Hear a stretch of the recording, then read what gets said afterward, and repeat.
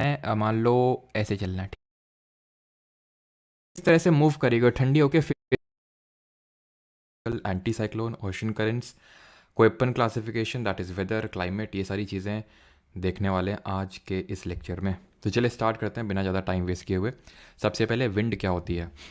Wind होती क्या है? विंड हवा होती है, पवन जिसको हिंदी में बोलते हैं। तो पवन चलती क्यों है, हवा चलती क्यों है? हर चीज़ के पीछे का एक रीज़न होता है। तो विंड चलती है प्रेशर डिफरेंस की वजह से। जब दाब में अंतर होता है तो विंड चलती है। अब प्रेशर डिफरेंस होता ही क्यों है, क्यों क्रिएट होता है प्रेशर डिफरेंस, वो समझ लेते हैं। प्रेशर दो तरह का होता है, एक होता है लो प्रेशर और दूसरा होता है हाई प्रेशर। लो प्रेशर और हाई प्रेशर वाले जैसे कि विंड्स, साइक्लोन्स। साइक्लोन्स भी दो तरह के, tropical, extra tropical, anti cyclone, ocean currents, Koeppen classification, that is weather, climate, ये सारी चीज़ें देखने वाले हैं आज के इस लेक्चर में। तो चलिए स्टार्ट करते हैं बिना ज़्यादा टाइम वेस्ट किए हुए। सबसे पहले विंड क्या होती है। विंड होती क्या है? विंड हवा होती है, पवन जिसको हिंदी में बोलते हैं। तो पवन चलती क्यों है, हवा चलती क्यों है? हर चीज़ के पीछे का एक रीज़न होता है। तो विंड चलती है प्रेशर डिफरेंस की वजह से। जब दाब में अंतर होता है तो विंड चलती है। अब प्रेशर डिफरेंस होता ही क्यों है, क्यों क्रिएट होता है प्रेशर डिफरेंस, वो समझ लेते हैं। प्रेशर दो तरह का होता है, एक होता है लो प्रेशर और दूसरा होता है हाई प्रेशर। लो प्रेशर और हाई प्रेशर। विंड जो है हमेशा चलती है हाई प्रेशर से लो प्रेशर की तरफ, उच्च दाब से निम्न दाब। दो तरह के दाब होते हैं, निम्न दाब, उच्च दाब। तो विंड हमेशा उच्च दाब से निम्न दाब, हाई प्रेशर से लो प्रेशर में चलती है। बात आती है कि हाई प्रेशर कहाँ पे क्रिएट होता है, लो प्रेशर कहाँ पे क्रिएट होता है। हाई प्रेशर वहाँ पे क्रिएट होता है जहाँ पे रिलेटिवली जो एयर है हमारी प्रेशर लगा रही है। जैसे ये ग्राउंड है, जमीन है, ठीक। अब इस जमीन पे अगर कोई प्रेशर लगा रहा है, कोई विंड प्रेशर लगा रही है, तो उसको हाई प्रेशर जोन बोलेंगे। विंड यहाँ से ऊपर उठ रही है तो उसको लो प्रेशर जोन बोलेंगे। क्यों? क्योंकि यहाँ पे प्रेशर लगाने वाला कोई है ही नहीं। यहाँ पे क्योंकि बहुत ज़्यादा प्रेशर लग रहा है तो ये हो जाएगा हाई प्रेशर जोन और ये हो जाएगा लो प्रेशर जोन। अब बात आती है कि कौन लगाता है प्रेशर? विंड लगाती है। तो कौन सी तरह की विंड है जो नीचे बैठती है और कौन सी तरह की विंड है जो ऊपर उठती है? तो जो नीचे बैठती है उसको बोलते हैं कोल्ड विंड। जो ठंडी हवा होती है, क्योंकि वो डेंस होती है, क्योंकि वो भारी होती है, क्योंकि उसका जो घनत्व होता है वो ज़्यादा होता है, किससे? वो ज़्यादा होता है वार्म विंड से। ये है वार्म विंड। अब वार्म विंड की डेंसिटी इसलिए ज़्यादा होती है कि वार्म होती है, उसमें जो पार्टिकल्स होते हैं थोड़े दूर दूर होते हैं। अब दूर दूर होते हैं तो डेंसिटी होती है कम, भारी होती है कम, हल्की होती है, जिसकी वजह से ये ऊपर उठती है, ऊपर राइज करती है। और जो कोल्ड विंड होती है वो नीचे की तरफ सिंक करती है, जिसकी वजह से यह यहाँ पे क्या क्रिएट करेगी, हाई प्रेशर जोन क्रिएट करेगी, उच्च दाब क्रिएट करेगी। यहाँ पे वार्म विंड निम्न दाब क्रिएट करेगी। तो चल जाएगी अब विंड यहाँ से हाई प्रेशर से लो प्रेशर। चलेगी क्यों? क्योंकि अब यहाँ पे विंड तो है नहीं, क्योंकि ऊपर उठ गई वार्म विंड। तो इस वैक्यूम को फिल करने के लिए ये जो कोल्ड विंड है साइड में होगी, वो यहाँ से भागेगी और तुरंत यहाँ पहुंचेगी। ये जो वार्म विंड ऊपर पहुंच गई, ये ट्रोपोस्फियर है, क्षोभ मंडल है, ऊपर जाते जाएगी जाते जाएगी जाते जाएगी तो इसका टेम्परेचर कम होता जाएगा। क्यों? क्योंकि हमें पता है, कल पढ़ा था कि हम लोगों ने ट्रोपोस्फियर में यानी क्षोभ मंडल में ऊपर जाने में टेम्परेचर घटता है। कमेंट में आप बताएंगे कितना घटता है, लैप्स रेट कितना है और ट्रोपोस्फियर की एवरेज थिकनेस कितनी है। तो जब ऊपर पहुंचेगी ठंडी हो जाएगी, और जब ठंडी हो जाएगी यहाँ पे ट्रोपोपॉस, तो ट्रोपोपॉस में इस तरह से मूव करेगी, ठंडी होकर फिर से यहाँ पे इस तरह से नीचे दबेगी, ये फिर से ये गर्म होकर इधर पहुंचेगी। ठीक है, ये जो वैक्यूम क्रिएट हुआ यहाँ पे, तो इस तरह से पूरा साइकिल बन जाता है। ठीक है, तो ट्रोपोस्फियर में हमने पढ़ा था लैप्स रेट होता है 1 किलोमीटर पे 1 किलोमीटर पे 6.5 डिग्री सेल्सियस टेम्परेचर कम होता है, या फिर इसको हम बोल सकते हैं कि 165 मीटर पे 1 डिग्री सेल्सियस टेम्परेचर कम होता है ट्रोपोस्फियर में, क्षोभ मंडल पे। तो होप ये चीज़ क्लियर हो गई होगी कि विंड चलती क्यों है। तो विंड चलती है प्रेशर डिफरेंस की वजह से, दाब में अंतर की वजह से। दाब यानी प्रेशर दो तरह का होता है, high pressure, low pressure. Wind high से लो में चलती, कोई भी चीज़ हाई से लो में ट्रांसफर हमेशा शिफ्ट होती है। जैसे कि मैंने आपको एग्जाम्पल भी दिया था जब मैं आपको फिजिक्स पढ़ा रहा था, कि फिजिक्स में हम लोगों ने देखा था कि करंट तभी फ्लो होता है जब पोटेंशियल डिफरेंस होता है। पोटेंशियल डिफरेंस होता है, जैसे यहाँ प्रेशर डिफरेंस है वैसे वहाँ पे पोटेंशियल डिफरेंस होता है, तब फ्लो होता है क्या हमारा, तब इलेक्ट्रॉन्स का फ्लो होता है, और इलेक्ट्रॉन्स के फ्लो से इलेक्ट्रिसिटी जनरेट होती है। और वही पोटेंशियल डिफरेंस क्रिएट करने के लिए, उस पोटेंशियल डिफरेंस को क्रिएट करने में जो वर्क डन होता है, तो उसमें जो एनर्जी होती है वही एक्चुअल में हमें, जो हमारे पावर प्लांट एक तरह से हम बोल सकते हैं, नॉट पावर प्लांट, जो हमारा बिजली विभाग होता है हमारे स्टेट का, फिर हमारे सिटी का, वो भेजता है वो बिजली। ठीक है, जिसको हम बोलते हैं कि बिजली आ रही है, जिसके लिए हम पे करते हैं 1 यूनिट 2 यूनिट ये सारी चीज़ें, तो वो उसी के लिए पे करते हैं, वो प्रेशर, वो पोटेंशियल डिफरेंस के लिए। तो वैसे प्रेशर डिफरेंस, ठीक है। तो वहाँ पे मैंने एग्जाम्पल दिया था, जैसे कि मैं आपको अभी ज्योग्राफी पढ़ा रहा हूँ, ठीक है। तो मैं आपको ज्योग्राफी पढ़ा रहा हूँ तो क्यों? क्योंकि मेरे पास, मुझे थोड़ी ज़्यादा नॉलेज होगी ज्योग्राफी के टर्म्स में, आपको थोड़ी कम होगी, तो हाई से लो में फ्लो हो रहा है। अब मैं कोई बहुत बड़े ज्योग्राफिस्ट के सामने अगर मैं बैठा हूँ, ठीक है, कोई बहुत बड़े मतलब ज्योग्राफिस्ट हो, है ना, कोई अपन जैसे हमारे, तो वहाँ के केस में क्या होगा, मैं लो हो जाऊँगा, वो हाई हो जाएंगे, तो हाई से लो देन ट्रांसफर होगा। तो नॉलेज ट्रांसफर कैसे हो रहा है, हाई से लो। तो कोई भी चीज़ जो ट्रांसफर होती है तो हाई से लो में ही ट्रांसफर होती है। तो सेम गोज विद विंड। तो प्रेशर डिफरेंस है, यानी कि हाई प्रेशर से लो प्रेशर में क्या होगी, हमारी विंड चलेगी। आगे बढ़ते हैं। विंड जो होती है वो दो तरह की होती है। विंड जो होती है, पवन, वो दो तरह की होती है। एक होती है परमानेंट विंड, परमानेंट, जिसको कि हम ट्रेड विंड भी बोल देते हैं, व्यापारिक पवनें, और दूसरी होती हैं लोकल विंड्स, लोकल विंड्स। अब ये जो परमानेंट विंड होती हैं, व्यापारिक विंड, व्यापारिक कवरेज जिनको बोलते हैं, परमानेंट या फिर ट्रेड विंड्स। अब नाम में ये परमानेंट यानी कि permanently all through out the year blow होती हैं, और क्योंकि इनके सहारे पहले ट्रेड यानी व्यापार होता था तो इनको ट्रेड विंड बोल देते हैं। लोकल विंड है जैसे कि हमारे एक छोटे से क्षेत्र में, हमारे एरिया में ब्लो होती है। जैसे कि एग्जाम्पल दूं, हमारे इंडिया में गर्मियों के टाइम पे नॉर्थ इंडिया में लू चलती है, तो एक लोकल विंड है। अभी आप आराम से समझेंगे इसका मतलब है क्या एक्चुअल में ढंग से, ठीक है। तो ये जो आप अपने यहाँ पे स्क्रीन पे देख पा रहे हैं, ये विंड्स दिखाई गई हैं, कौन सी, ट्रेड विंड्स यहाँ पे दिखाई गई हैं। लेकिन आपको समझने में काफी कॉम्प्लेक्स लग रहा होगा, इसको मैं आपको आसान बनाता हूँ, ठीक है। इसको हटा देते हैं यहाँ पे और अब समझते हैं किस तरह से विंड चलती हैं। तो ये हमारा ग्लोब है, ठीक। ये हमने ड्रॉ कर दिया इक्वेटर यानी कि भूमध्य रेखा, ठीक है, ध्यान से समझिएगा इसको।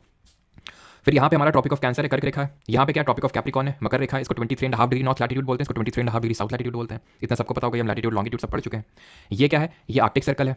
ये क्या है, अंटार्कटिक सर्कल है। इसकी अगर बात करें तो क्या 66.5 डिग्री नॉर्थ, और ये क्या है 66.5 डिग्री साउथ। ये क्या है 23.5 डिग्री साउथ। ये क्या है 23.5 डिग्री नॉर्थ, ठीक है। ये 0 डिग्री। अब आप मुझे बताइए कि विंड हमेशा हाई से लो में चलती है, गर्मी ज़्यादा कहाँ पर पड़ेगी, यहाँ पे कि यहाँ पे।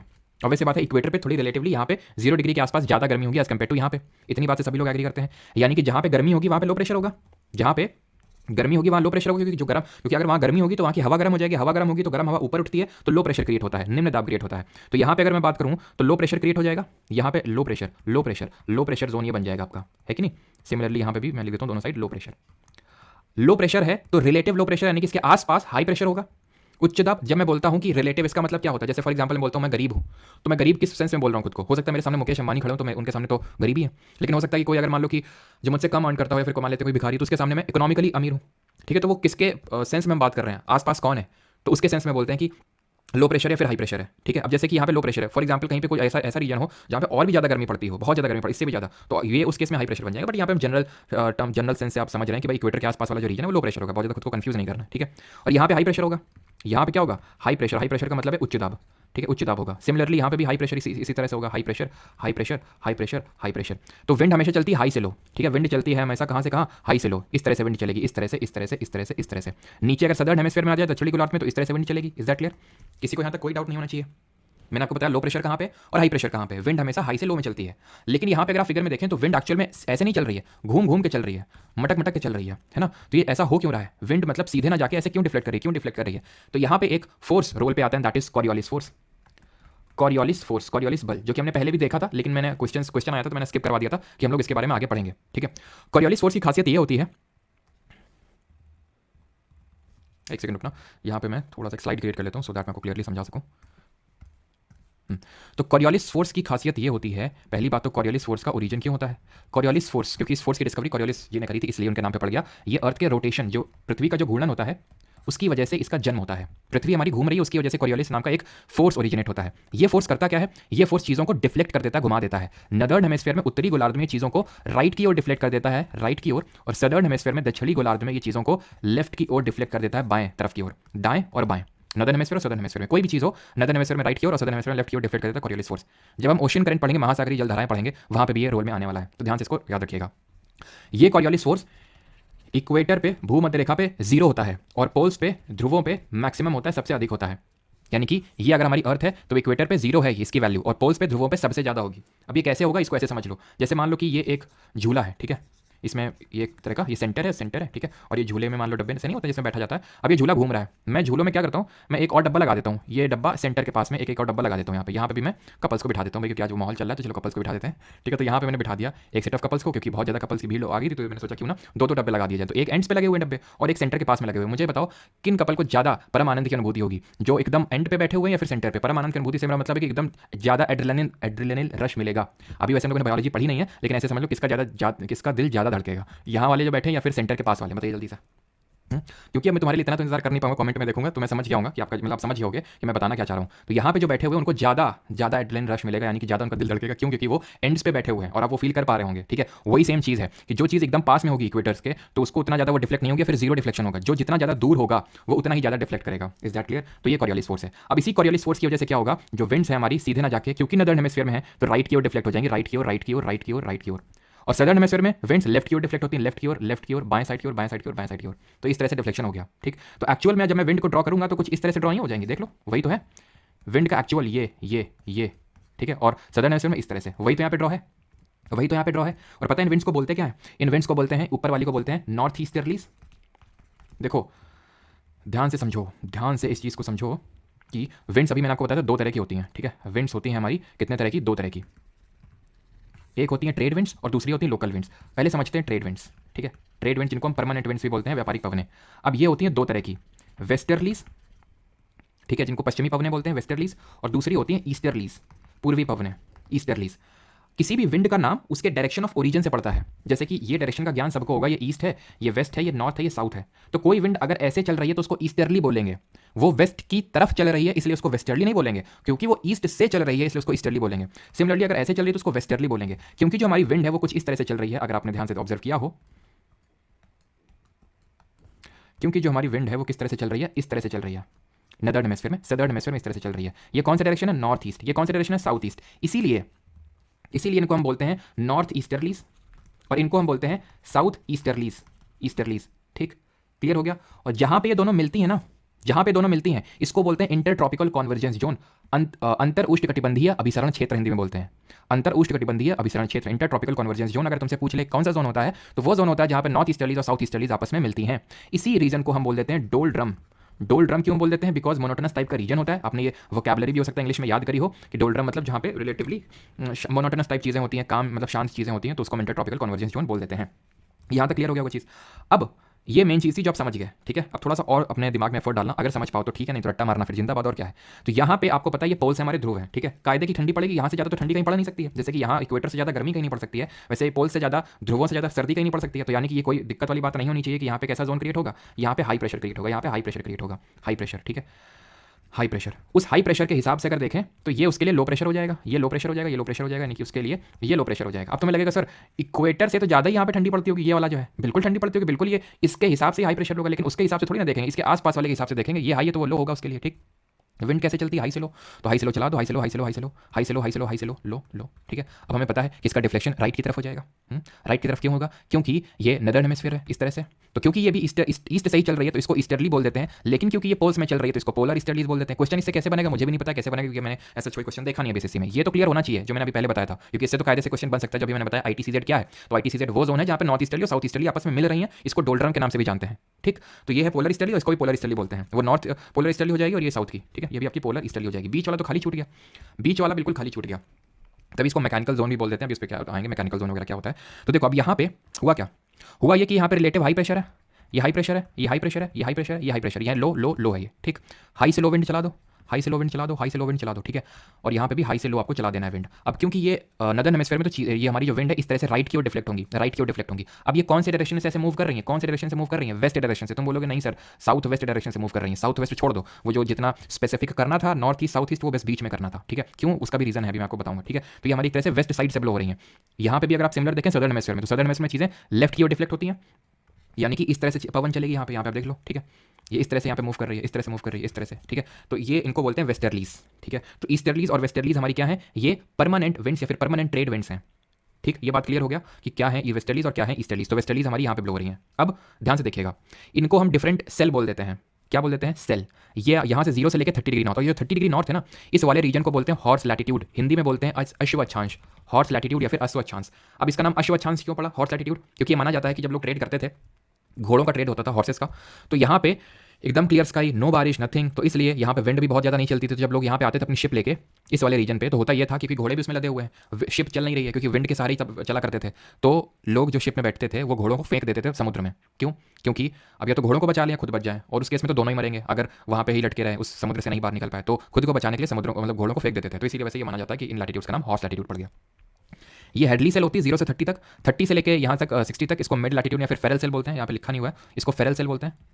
और ये पोलर सेल, ऐसे सिमिलर नीचे भी हेडली, फेरल और पोलर सेल इसको बोलते हैं। सेल बन जाती है मतलब सेल वही अभी जो मैंने पीछे बताया था ना, ये कि भाई कोल्ड नीचे दबी, ये यहाँ पे गई इसको वैक्यूम को भरने के लिए, ये ऊपर चली गई, ऊपर जाके ठंडी हो गई तो फिर ठंडी के नीचे गई, पूरा क्या बन गया, ये सेल बन गया, ये सेल। तो वैसे ये हेडली सेल है, ये फेरल सेल और ये पोलर सेल है, ठीक है। अब मुझे यहाँ पे अमिताभ बच्चन को मीम याद आ रहा है, समझ में आई बात, नहीं ना, थोड़े ऊपर लेवल की बात है। तो एक्चुअली मुझे पता है कि यहाँ पे कुछ लोगों का भेजा थोड़ा गर्म हुआ होगा, और होना भी चाहिए क्योंकि थोड़ी सी हाई लेवल की चीज़ है, लेकिन अगर आपको समझ में आई है तो ठीक है, नहीं तो जितना मैं आपको बता रहा हूँ तरट्टा मार लो, जिंदाबाद। And that is about ITCZ और हॉर्स लैटिट्यूड क्या होते हैं, हेडली सेल, फेरल सेल, और इनका थोड़ा सा आइडिया ले लो कहाँ पे लोकेटेड है बस, ठीक। तो ITCZ को ही हम डोल्ड्रम बोलते हैं, जो कि हमें इक्वेटर पे देखने को मिलता है, यानी कि रफली हम बोल सकते हैं कि 5 डिग्री नॉर्थ से लेकर 5 डिग्री साउथ, जैसे कि हमारा इक्वेटर है 0 डिग्री, ये 5 डिग्री नॉर्थ, ये 5 डिग्री साउथ, ये वाला जो रीजन है इसको ITCZ या डोल्ड्रम बोलेंगे। ITCZ ऊपर नीचे शिफ्ट होता रहता है सन के मूवमेंट के अकॉर्डिंग, बिकॉज हमें पता है 21 जून को 23.5 डिग्री नॉर्थ पे सन की डायरेक्ट रेस पड़ती है, जिसको कि हम समर सॉलिस्टिस बोलते हैं। ठीक है, 22 दिसंबर को ट्रॉपिक ऑफ कैप्रिकॉन पे डायरेक्ट रेस पड़ती है सन की, जिसको विंटर सॉलिस्टिस शीतकालीन अयनांत बोलते हैं। तो ऑब्वियस सी बात है, जब नीचे यहाँ पे डायरेक्ट रेस पड़ रही होंगी सन की, तो ITCZ थोड़ा नीचे शिफ्ट हो चुका होगा। जब हम बात करते हैं जैसे कि 21 जून की जब ट्रॉपिक ऑफ कैंसर की rays direct tropic of cancer में पड़ रही है, तो ITCZ थोड़ा सा ऊपर शिफ्ट हो चुका होगा। तो ये स्टेटमेंट सही होगा अगर ये बन के आ जाएगा स्टेटमेंट की ITCZ moves according to the movement of sun, तो ये स्टेटमेंट सही है। ठीक है, जब सन ऊपर तो ITCZ थोड़ा ऊपर, जब सन नीचे तो ITCZ थोड़ा नीचे। हॉर्स लैटिट्यूड क्या है? ये है 30 डिग्री नॉर्थ और 30 डिग्री साउथ वाले रीजन। क्लियर? अब किसी का कोई डाउट हो तो पूछ लो।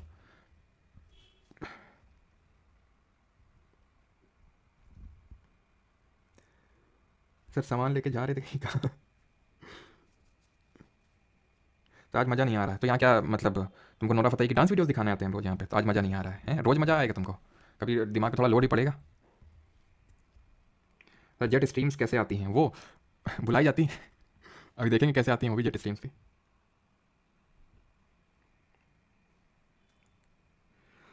चलो आगे बढ़ते हैं। तो मैं फिर से चीज़ों को नहीं होता तो समराइज़ कर देता हूँ ये। ठीक है, तो भाई ये है हमारा ग्लोब, ये इक्वेटर है, यहाँ से इस तरह से विंड चलती हैं, ऊपर वालों को नॉर्थ ईस्टर्लीज बोलते हैं, नीचे वालों को साउथ ईस्टर्लीज बोलते हैं। जहाँ पे मिलती है उसको ITCZ बोलते हैं। ये जो यहाँ पे चलती हैं टेम्परेट जोन पे, ये जो चलती हैं इनको वेस्टर्लीज बोलते हैं, पश्चिमी पवनें बोलते हैं। बस वो पोलर वोलर छोड़ दो तुम, कहीं तेल लेने वो, इनको देख लो बस तुम। ठीक है, ये नॉर्थ ईस्टर्लीज है, साउथ ईस्टर्लीज, ये है आपकी वेस्टर्लीज यहाँ पे ब्लो होती हैं। ठीक, अब ध्यान से समझना अब है क्या। तो इस पर बाद में आते हैं, पहले हम ये समझ लेते हैं कि ये जियोस्ट्रोफिक विंड्स क्या होती हैं। ठीक है, चलो तो ये समझ लेते हैं कि व्हाट आर जियोस्ट्रोफिक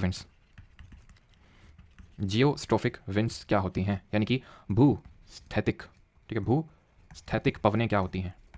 देखो विंड ऐसे चल रही थी, कोरियलिस फोर्स ने क्या किया, हल्का सा यहाँ पे डिफ्लेक्ट कर दिया, हल्का सा डिफ्लेक्ट किया राइट साइड में। ठीक, अब तुम्हें नहीं लगता है कि जब मैंने अभी तुम्हें बताया था कि पोल्स पे ज़्यादा होता है कोरियलिस फोर्स, तो ज़्यादा डिफ्लेक्शन होगा, और जब ज़्यादा डिफ्लेक्शन होगा तो विंड क्या होंगी, जैसे मान लो विंड को चलना है, कैसे विंड को चलना है, मान लो ऐसे चलना है। ठीक है, ऐसे चलना मतलब चलना तो ऐसे था, विंड को चलना ऐसे था। ठीक है, विंड को चलना ऐसे था। ठीक है, तुम बोलोगे कोरियलिस फोर्स की वजह से लेफ्ट की ओर डिफ्लेक्ट हो जाएगी, लेकिन मैं बोलूँ कि कोरियलिस फोर्स क्योंकि यहाँ पे बहुत ज़्यादा होता है तो बहुत ज़्यादा डिफ्लेक्शन होगा, यानी कि कुछ इस तरह से ब्लो होने लगेंगी, इस तरह से ब्लो होने लगेंगी। आइसोबार क्या होते हैं? आइसोबार वो लाइन होती हैं, lines connecting the points having same pressure, connecting the points having of points और places having the same pressure, जिनका समान दाब होता है, उनको कनेक्ट करने वाली लाइन। जैसे कि यहाँ पे मैं ड्रॉ करता हूँ, रुको अभी। ठीक है, यहाँ पे देखना, जैसे मान लो ये मुझे कोई पॉइंट मिला, ये पॉइंट मिला, ये पॉइंट मिला, ये पॉइंट मिला, ये पॉइंट मिला, तो इस तरह से क्या बन जाएगा, एक आइसोबार बन जाएगा। आइसोबार रफली लैटिट्यूड के पैरेलली ब्लो होते हैं, क्योंकि यार खुद ही सोचो कि यहाँ पे एक तरह का ऑलमोस्ट टेम्परेचर होगा, यहाँ पे एक तरह का टेम्परेचर होगा, तो इस वजह से सेम तरह का प्रेशर क्रिएट होगा, तो almost parallel to latitude blow होते हैं। क्लियर ये चीज़? यानी कि अगर मैं बोलूं कि विंड कैसे ब्लो होती है, wind perpendicular to isobar blow होती है, क्योंकि ये एक आइसोबार ऐसे, यहाँ पे एक आइसोबार होगा, यहाँ पे एक ऐसे आइसोबार होगा, तो विंड ऐसे ब्लो होती है ना, ऐसे ब्लो होती है हमेशा परपेंडिकुलर टू आइसोबार। लेकिन कोरियोलिस फोर्स की वजह से जब हम बहुत ऊपर जाते हैं तो होता क्या है, जब हम बहुत ऊपर जाते हैं तो ये होता है क्योंकि वो बहुत ज़्यादा डिफ्लेक्ट कर देती है, विंड को बहुत ज़्यादा डिफ्लेक्ट कर लेती है, तो जो आइसोबार होते हैं इस तरह से उनके पैरेलल ब्लो होने लगती है विंड, वही विंड कहलाती है जियोस्ट्रोफिक विंड्स। ठीक है, तो ध्यान रखना, winds that blow parallel to isobar is called as geostrophic wind. ठीक है, winds that blow parallel to isobar, बस समानांतर जो आइसोबार के समानांतर यानी पैरेलली ब्लो करती है। आइसोबार मैंने आपको बता दिया आइसोबार होते क्या है। अब आते हैं लोकल विंड्स पे। परमानेंट विंड हमने पढ़ ली, जिनको ट्रेड विंड बोलते हैं, हमारी नॉर्थ ईस्टर्ली, साउथ ईस्टर्ली या फिर सिंपल ईस्टर्लीज एंड वेस्टर्लीज। एक चीज़ ध्यान रखना, ये है हमारा सदर्न हेमिस्फीयर। ठीक है, इतना सबको पता है। तुमसे मैं क्वेश्चन पूछता हूँ कि ये नदर्न हेमिस्फीयर और सदर्न हेमिस्फीयर, उत्तरी गोलार्ध और दक्षिणी गोलार्ध में सबसे तुम्हें लैंडमास यानी भूभाग ज़्यादा कहाँ देखने को मिलेगा, नदर्न या फिर सदर्न हेमिस्फीयर में? कमेंट में बताओ जल्दी से, बताओ जल्दी से कमेंट में कि नदर्न हेमिस्फीयर या फिर सदर्न हेमिस्फीयर कहाँ पे भूभाग यानी लैंडमास ज़्यादा देखने को मिलेगा। ऑलमोस्ट पूरा एशिया नदर्न हेमिस्फीयर में, आधा ऑलमोस्ट ज़्यादातर पार्ट अफ्रीका का भी नदर्न हेमिस्फीयर में है, पूरा नॉर्थ अमेरिका आपका यहाँ पे नदर्न हेमिस्फीयर, पूरा यूरोप नदर्न हेमिस्फीयर में है, बस साउथ अमेरिका और ऑस्ट्रेलिया और कुछ थोड़ा बहुत भाग अफ्रीका का, ये है सदर्न हेमिस्फीयर में। यानी कि सदर्न हेमिस्फीयर अगर हम देखें तो एकदम खाली मैदान है यहाँ पे। तो जब खाली मैदान होता है तो विंड जो है कई बहुत ज़्यादा स्पीड से ब्लो होती है। जब खाली मैदान होगा, विंड्स को कोई ऑब्स्ट्रक्शन फेस नहीं होगा, तो बहुत तेज स्पीड से ब्लो करेंगी। इसी वजह से जो यहाँ पे वेस्टर्लीज ब्लो होती हैं उनको हम 3 नामों से जानते हैं, roaring 40s, furious 50s and shrieking 60s। ये क्या है 40s, 50s, 60s? 40 degree latitude, 40 degree south latitude पे रोर कर रही हैं, 50 डिग्री साउथ लैटिट्यूड पे जो वेस्टर्लीज ब्लो होती है उनको फ्यूरियस 50s बोलते हैं, 60 डिग्री पे जो ब्लो होती है उनको शेकिंग 60s बोलते हैं। तो अगर क्वेश्चन पूछ ले कि roaring 40s, furious 50s, shaking 60s क्या है, तो ये है वेस्टर्लीज यानी कि जो पश्चिमी पवन है, वेस्टर्लीज विंड है इन सदर्न हेमिस्फीयर। और क्यों इतनी तेजी से ब्लो हो रही है? क्योंकि यहाँ पे लैंड मास कम है। कई सारे हमारे ज्योग्राफिकल फिनोमिना इसी वजह से नदर्न हेमिस्फीयर में होते हैं, सदर्न में नहीं होते हैं, या फिर सदर्न में होते हैं, नदर्न में नहीं होते हैं। उसके पीछे का कारण है ये लैंड मास। का कम होना सदर्न हेमिस्फीयर में और नदर्न हेमिस्फीयर में ज़्यादा। तो कभी भी ज्योग्राफी में अगर कोई क्वेश्चन बन जाए, पूछे कि नदर्न हेमिस्फीयर में ऐसा क्यों होता है, सदर्न हेमिस्फीयर में क्यों नहीं होता है, या फिर वाइस वर्सा, तो उसका आंसर होगा कि सदर्न हेमिस्फीयर में लैंड मास कम है, नदर्न हेमिस्फीयर में ज़्यादा है। ठीक, अब आते हैं लोकल विंड पे। लोकल मतलब कि एक पर्टिकुलर पार्ट में ब्लो हो रही है, जैसे कि हमने देखा था ये जो ट्रेड विंड्स हैं वो इस तरह से ब्लो हो रही हैं, कोई एक पर्टिकुलर रीजन में ब्लो नहीं हो रही थी। ठीक है, तो यहाँ पे हम देखने वाले हैं जो लोकल विंड होती हैं। लोकल विंड्स को हम दो कैटेगरी में डिवाइड करते हैं। जो हमारी लोकल विंड होती हैं, ये पवनें होती हैं, इनको दो कैटेगरी में डिवाइड करते हैं। एक को बोलते हैं वार्म और दूसरी हॉट, यानी कि वार्म और सब गर्म गर्म क्यों है भाई, तो वार्म और कोल्ड। ठीक है विंड्स। अब आते हैं कौन सी विंड कहाँ पे ब्लो होती है। बस दो ही तरह के क्वेश्चन बनेंगे कि कहाँ पे ब्लो होती है और किस तरह की, गर्म है कि ठंडी है। सबसे पहले आओ चिनूक पे। चिनूक गर्म है, गर्म क्यों है ये, अब ये तो नहीं पता गर्म क्यों है, मतलब गर्म है। ठीक है, और इसको हम स्नो ईटर के नाम से जानते हैं, ध्यान रखना। ठीक है, snow eater, snow eater, snow को खा जाती है, बर्फ को खा जाती है। ऑब्वियसली बात है, गर्म होगी तभी खा पाएगी स्नो को। ठीक, यहाँ पे एक ब्लो होती है, उसका नाम है सेंटा आना। ठीक है, सेंटा आना, वो भी आपकी वार्म विंडी है। ठीक है, यहाँ पे ब्लिजर्ड चलती है, वो आपकी कोल्ड विंड है, लेकिन ये पूछेगा नहीं, ब्लिजर्ड एक तरह के आपके बर्फीले तूफान होते हैं। ठीक है, यहाँ पे ये देख रहे हो कितना एकदम भर भर के यहाँ पे लोकल विंड देखने को मिल रही है, तो इस पर थोड़ा सा फोकस करते हैं। फोकस, कैमरा मैन जल्दी फोकस करो। तो यहाँ पे जो अफ्रीका वाला है, सिरोक्को, हरमट्टन और खमसिन, तीनों वार्म विंड्स हैं। ठीक है, तीनों ही वार्म विंड्स हैं, तीनों ही अफ्रीका में ब्लो रही हैं। सिरोक्को, ठीक है, हरमट्टन और खमसिन। ठीक है, हरमट्टन एंड खमसिन। क्लियर। तो अगर हम इनकी बात करें तो ये सिरोक्को जो है ये ब्लड रेन, ठीक है, इसको बोलते हैं कि ब्लड रेन कॉज करती है। कैसे, देखो ये सिरोक्को अगर ध्यान से देखो तो यहाँ पे सहारा डेजर्ट है। अभी वैसे तो मैंने वर्ल्ड ज्योग्राफी में ये चीज़ आपको नहीं पढ़ाई, आज हमारा वर्ल्ड ज्योग्राफी का लास्ट लेक्चर है, बट अभी एक कंपोनेंट बचा हुआ जहाँ पे मैं आपको सारे माउंटेन रेंजेस, डेजर्ट ये सब पढ़ाऊंगा अलग से। ठीक है, लेकिन कल से आप लोग की इंडियन ज्योग्राफी स्टार्ट हो जाएगी। तो सिरोक्को जो है यहाँ पे सहारा डेजर्ट है, रेगिस्तान है, लाल कलर की मिट्टी है। जब भी मिट्टी यहाँ से हवा चलती है तो मिट्टी को उठाती है, यहाँ पे आपका मेडिटेरेनियन सी, भूमध्य सागर, यहाँ से पानी उठाते हुए यहाँ पे बारिश करती है, जो कि एक तरह की लाल कलर की थोड़ा सा होता है वो, तो इसलिए इसको हम ब्लड रेन बोल देते हैं। ठीक, खमसिन जो है, आप ये कौन सा देश है जरा बताइए जल्दी से कमेंट में, कौन सा देश है ये है इजिप्ट। तो इजिप्ट में ब्लो होती है खमसिन। ठीक है, इजिप्ट में ब्लो होती है खमसिन। और हरमट्टन की अगर बात करें तो यहाँ पे ब्लो हो रही है, इसको बोलते हैं गीनिया कोस्ट। यहाँ पे गल्फ ऑफ गीनिया करके, मतलब गीनिया करके कंट्री है, तो इसको गीनिया कोस्ट बोलते हैं हरमट्टन। इसको हम डॉक्टर विंड के नाम से भी जानते हैं, बिकॉज ये वहाँ पे थोड़ी सी राहत देती है वहाँ के लोगों को, तो इसलिए इसको डॉक्टर विंड बोल देते हैं। तो ये हमारी वार्म विंड्स। वैसे तो हमारी इंडिया में भी ब्लो होती है लू। लू भी क्या है, लोकल विंड, और वो भी एक वार्म विंड है। ठीक, अभी आते हैं कोल्ड विंड पे, ठंडी ठंडी विंड्स पे। तो यहाँ पे बोरा एंड मिस्त्राल, ऐसे याद कर लो, जैसे नहीं सर्दियों के टाइम पे क्या होता है, सर्दियों के टाइम पे भाई जो हमारे जानवर वगैरह होते हैं तो उनको क्या बोरा है ना, बोरा डाला जाता है उन पर, बोरा तो सभी लोग जानते होगे ना, तो वो बोरा डाला जाता है सर्दियों के टाइम पे। तो उसको आप ऐसे याद कर सकते हो कि जो बोरा है वो आपकी कैसी कोल्ड विंड होगी। ठीक है, bora and mistral, bora and mistral. Clear यहाँ तक। तो ये भी हो गई सारी हमारी बोरा एंड मिस्त्राल हो गई। एंड ये हमारी बच्ची होगी यहाँ पे ब्रिक फिल्डर। ठीक है, ब्रिक फिल्डर हमारी ये भी वार्म विंड है, यहीं पे मैं लिख देता हूँ, वार्म विंड्स हमारी ज़्यादा है। ठीक है, तो वार्म में ही आ जाएगी ब्रिक फिल्डर, जो कि कहाँ की है, ये है ऑस्ट्रेलिया की। ठीक है, ब्रिक फिल्डर ऑस्ट्रेलिया की। चिनूक कहाँ की है, यूएसए की। सेंटाना कहाँ की है, यूएसए की। सिरोक्को, हरमट्टन, खमसिन कहाँ की है, अफ्रीका की। और लू तो आप जानते हैं। बोरा एंड मिस्त्राल कहाँ पे है, बोरा एंड मिस्त्राल है आपकी, ये है यूरोप में। ठीक है, एंड एक तो हमारी छूट रही है, यहाँ पे आपको दिख रही है फोइन। ठीक है, ये जो फोइन है ये भी एक वार्म विंड है। ठीक, यहाँ पे मैं लिख देता हूँ फोइन। ये कहाँ पे ब्लो होती है, ये आल्प्स जो माउंटेन्स रेंज है, आल्प्स माउंटेन रेंज जो कि यूरोप में पड़ती है, माउंटेन रेंज, वहाँ पे ब्लो होती है फोइन। यहाँ पे आप देख लो, ये है। ठीक है, फोइन। बाकी बोरा एंड मिस्त्राल हमारी कैसी है, कोल्ड विंड्स हैं। बाकी आपको जो यहाँ पे दिख रही है वो आपको पढ़ने की जरूरत नहीं है, पेपर वगैरह। ठीक है, इतने में आपका क्वेश्चन जो है आराम से बन जाएगा। राइट, बाकी तो चलो अब यहाँ पे है तो ये भी लिख देते हैं, कोल्ड विंड है आपकी। ठीक है, पेम्पेरो कोल्ड विंड है जो कि साउथ अमेरिका में ब्लो होती है। बाकी तो ये बर्ग और हबूब और ये सदर्ली, करबूरन, बूरन, ये सब देखने की जरूरत नहीं है। ठीक है, तो यहाँ पे हमारा खत्म होता है लोकल विंड भी। अब आते हैं third type of wind, permanent देख लिया, लोकल देख लिया। अब आते हैं लैंड ब्रीज और सी ब्रीज क्या होते हैं। लैंड ब्रीज और सी ब्रीज यानी कि जो जमीन से चलती हैं पवन और जो समुद्री पवनें होती हैं। देखो होता क्या है, लैंड की प्रॉपर्टी होती है कि वो रैपिड, जल्दी हीटअप हो जाती है और जल्दी कूल डाउन हो जाती है। रैपिड हीटिंग एंड कूलिंग दिखाती है, रैपिड हीटिंग एंड कूलिंग। वहीं अगर हम बात करें जो वाटर होता है, वाटर की प्रॉपर्टी ये होता है कि स्लो हीटिंग एंड कूलिंग होती है।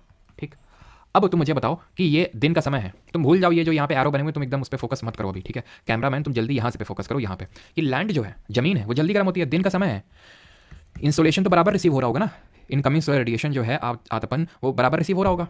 कौन जल्दी हीटअप हो जाएगा, अभी बताया लैंड, ये धीरे धीरे हीटअप होंगी। तो मुझे ये बताओ रिलेटिव लो और हाई प्रेशर कहाँ बनेगा, ये क्योंकि लैंड जल्दी हीटअप हो रही है तो जहाँ हीटिंग ज़्यादा होती है तो उसको हम लो प्रेशर बोलते हैं, और क्योंकि ये थोड़ा सा लेट हीटअप होगी तो इसके कंपैरिजन में ये हाई प्रेशर होगा। विंड क्या है, विंड कहाँ चलती है, हाई से लो, तो बस यहाँ से पवन उठेगी विंड और यहाँ से विंड चलेगी। और विंड का नाम कैसे पड़ता है, जहाँ से वो चलना स्टार्ट करती है, तो that is why day time में चलेगी क्या, सी ब्रीज, ठंडी ठंडी sea breeze, cool sea breeze. ठीक है, तो यहाँ पे सी ब्रीज, तो जो कोस्टल इलाकों में जो लोग रहते हैं उनको गर्मियों में इस तरह से ठंडी ठंडी हवा देखने को मिलती है, महसूस करने को मिलती है।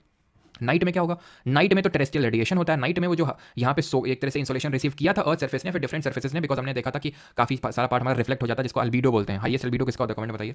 तो यहाँ पे अब जो इंसुलेशन रिसीव हुआ था अब वो रिफ्लेक्ट होगा।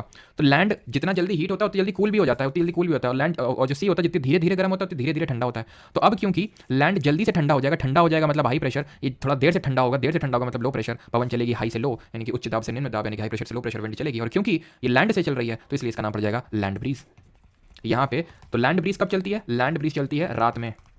और सी ब्रीज कब चलती है? दिन में। सी ब्रीज कब चलती है? दिन में यानी डे टाइम में।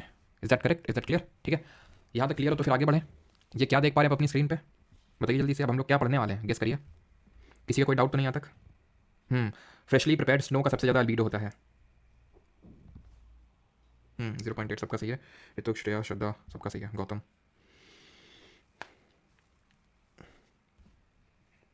साइक्लोन, ठीक। सिटीज़ में नहीं भी जो कोस्टल इलाके होते हैं वहाँ पे देखने को मिलेगा, जहाँ पे सी होगा वहाँ पे, ठीक है। चलो तो पढ़ने वाले हैं साइक्लोन, ठीक है, जिसको हिंदी में बोलते हैं चक्रवात। तो साइक्लोन आते क्यों हैं? साइक्लोन वैसे दो तरह के होते हैं, ठीक है। साइक्लोन होते हैं दो तरह के, लेकिन दोनों को भेज दो भी तेल लेने के लिए। अभी जो मैं बता रहा हूँ वो पढ़ो। साइक्लोन ओरिजिनेट होता है लो प्रेशर की वजह से, लो प्रेशर की वजह से, निम्न दाब की वजह से क्रिएट होता है। जहाँ पे लो प्रेशर क्रिएट हो गया वहाँ पे साइक्लोन बन जाता है, और सराउंडिंग में हाई प्रेशर होना चाहिए। लेकिन सिर्फ एक यही कंडीशन नहीं होती है, वैसा नहीं कि कहीं पे मान लो कि हमारे घर के बगल में एक नाला है तो वहाँ पे लो प्रेशर क्रिएट हो गया तो वहाँ पे साइक्लोन आ जाएगा, नहीं। साइक्लोन के लिए फेवरेबल कंडीशंस ये होती है, पहला तो ये कि लार्ज सी सरफेस टेम्परेचर चाहिए, लार्ज सी सरफेस टेम्परेचर चाहिए, यानी कि समुद्र में आते हैं, पहली बात तो ये है समुद्र में, ठीक है। समुद्र में आते हैं ये जो हमारे साइक्लोन्स होते हैं, इनको लार्ज सी सरफेस टेम्परेचर की जरूरत होती है। चलो अभी दोनों को तेल लेने भेजा तो दोनों को बुला लो। देखो हमारे दो तरह के साइक्लोन होते हैं, एक ट्रॉपिकल और एक टेम्परेट। ये होता है हमारा ट्रॉपिकल एरिया, तो बहुत आसान है। कैसे? ट्रॉपिकल साइक्लोन कौन से होते हैं, टेम्परेट कौन से होते हैं? तो भाई जो ट्रॉपिकल एरियाज में जो साइक्लोन आते हैं उनको ट्रॉपिकल साइक्लोन बोलते हैं, और जो टेम्परेट एरियाज में आते हैं उनको टेम्परेट बोलते हैं। तो हमें पता है ट्रॉपिक ऑफ कैंसर से लेकर ट्रॉपिक ऑफ कैप्रिकॉर्न तक का जो रीजन होता है उसको ट्रॉपिकल रीजन बोलते हैं, ट्रॉपिक्स बोलते हैं। तो यहाँ पे जो साइक्लोन आएंगे उनको क्या बोलेंगे? ट्रॉपिकल साइक्लोन आएंगे। और जो टेम्परेट एरिया यानी 23.5 डिग्री साउथ से लेकर 66.5 डिग्री साउथ और 23.5 डिग्री नॉर्थ से लेकर 66.5 डिग्री नॉर्थ, यहाँ पे जो आएंगे उनको टेम्परेट साइक्लोन बोलेंगे, शीतोष्ण चक्रवात बोलेंगे, ठीक है। टेम्परेट साइक्लोन बोलेंगे, शीतोष्ण चक्रवात बोलेंगे। इन्हीं को ही हम एक्स्ट्रा ट्रॉपिकल साइक्लोन भी बोल देते हैं, अभी आगे देखेंगे, इस वजह से मैं ज़्यादा इस पर फोकस अभी कर नहीं रहा हूँ, ठीक है। तो ये मैंने बात इसलिए मैं तुम्हें बताई कि ये जो टेम्परेट वाले हैं ना इनको समुद्र की जरूरत नहीं पड़ती है। तो जो अभी हम पढ़ रहे हैं फेवरेबल कंडीशंस, ये ट्रॉपिकल साइक्लोन्स के लिए पढ़ रहे हैं, ठीक है, फॉर ट्रॉपिकल साइक्लोन्स, क्लियर। तो लार्ज सी सरफेस टेम्परेचर कितना? रफली 27 डिग्री सेल्सियस या फिर उससे ज़्यादा का टेम्परेचर चाहिए, ठीक है, क्योंकि तुम्हें लो प्रेशर क्रिएट करना है ना, तो अच्छा खासा टेम्परेचर चाहिए, ठीक है। Small variations in vertical wind speed, small variations in vertical wind speed, in vertical wind speed, ठीक। अब होता क्या कि जैसे मान लो यहाँ बहुत ज़्यादा टेम्परेचर हो गया तो लो प्रेशर क्रिएट हो जाएगा। अब लो प्रेशर क्रिएट होगा तो क्योंकि हवा यहाँ पे उठ रही है ना, तो इसी वजह से तो लो प्रेशर क्रिएट हुआ है। तो लो प्रेशर क्योंकि क्रिएट हुआ है और क्योंकि समुद्र में, तो समुद्र में पानी लेके उठेंगी ये, तो ऐसा नहीं कि बहुत ज़्यादा वर्टिकली विंड चल रही हो, तो अगर वो चल रही होंगी तो वो डिस्टर्बेंस जब बहुत ज़्यादा क्रिएट कर देंगे उनके फॉर्मेशन में, तो बन नहीं पाएगा। इसने क्या किया भाई, हमें सी सरफेस टेम्परेचर क्यों ज़्यादा चाहिए? क्योंकि जितना ज़्यादा टेम्परेचर होगा उतनी ज़्यादा हवा उठेगी पानी लेके, और उतना ही ज़्यादा इंटेंस साइक्लोन बनेगा हमारा, अच्छा खासा साइक्लोन बनेगा, ठीक है।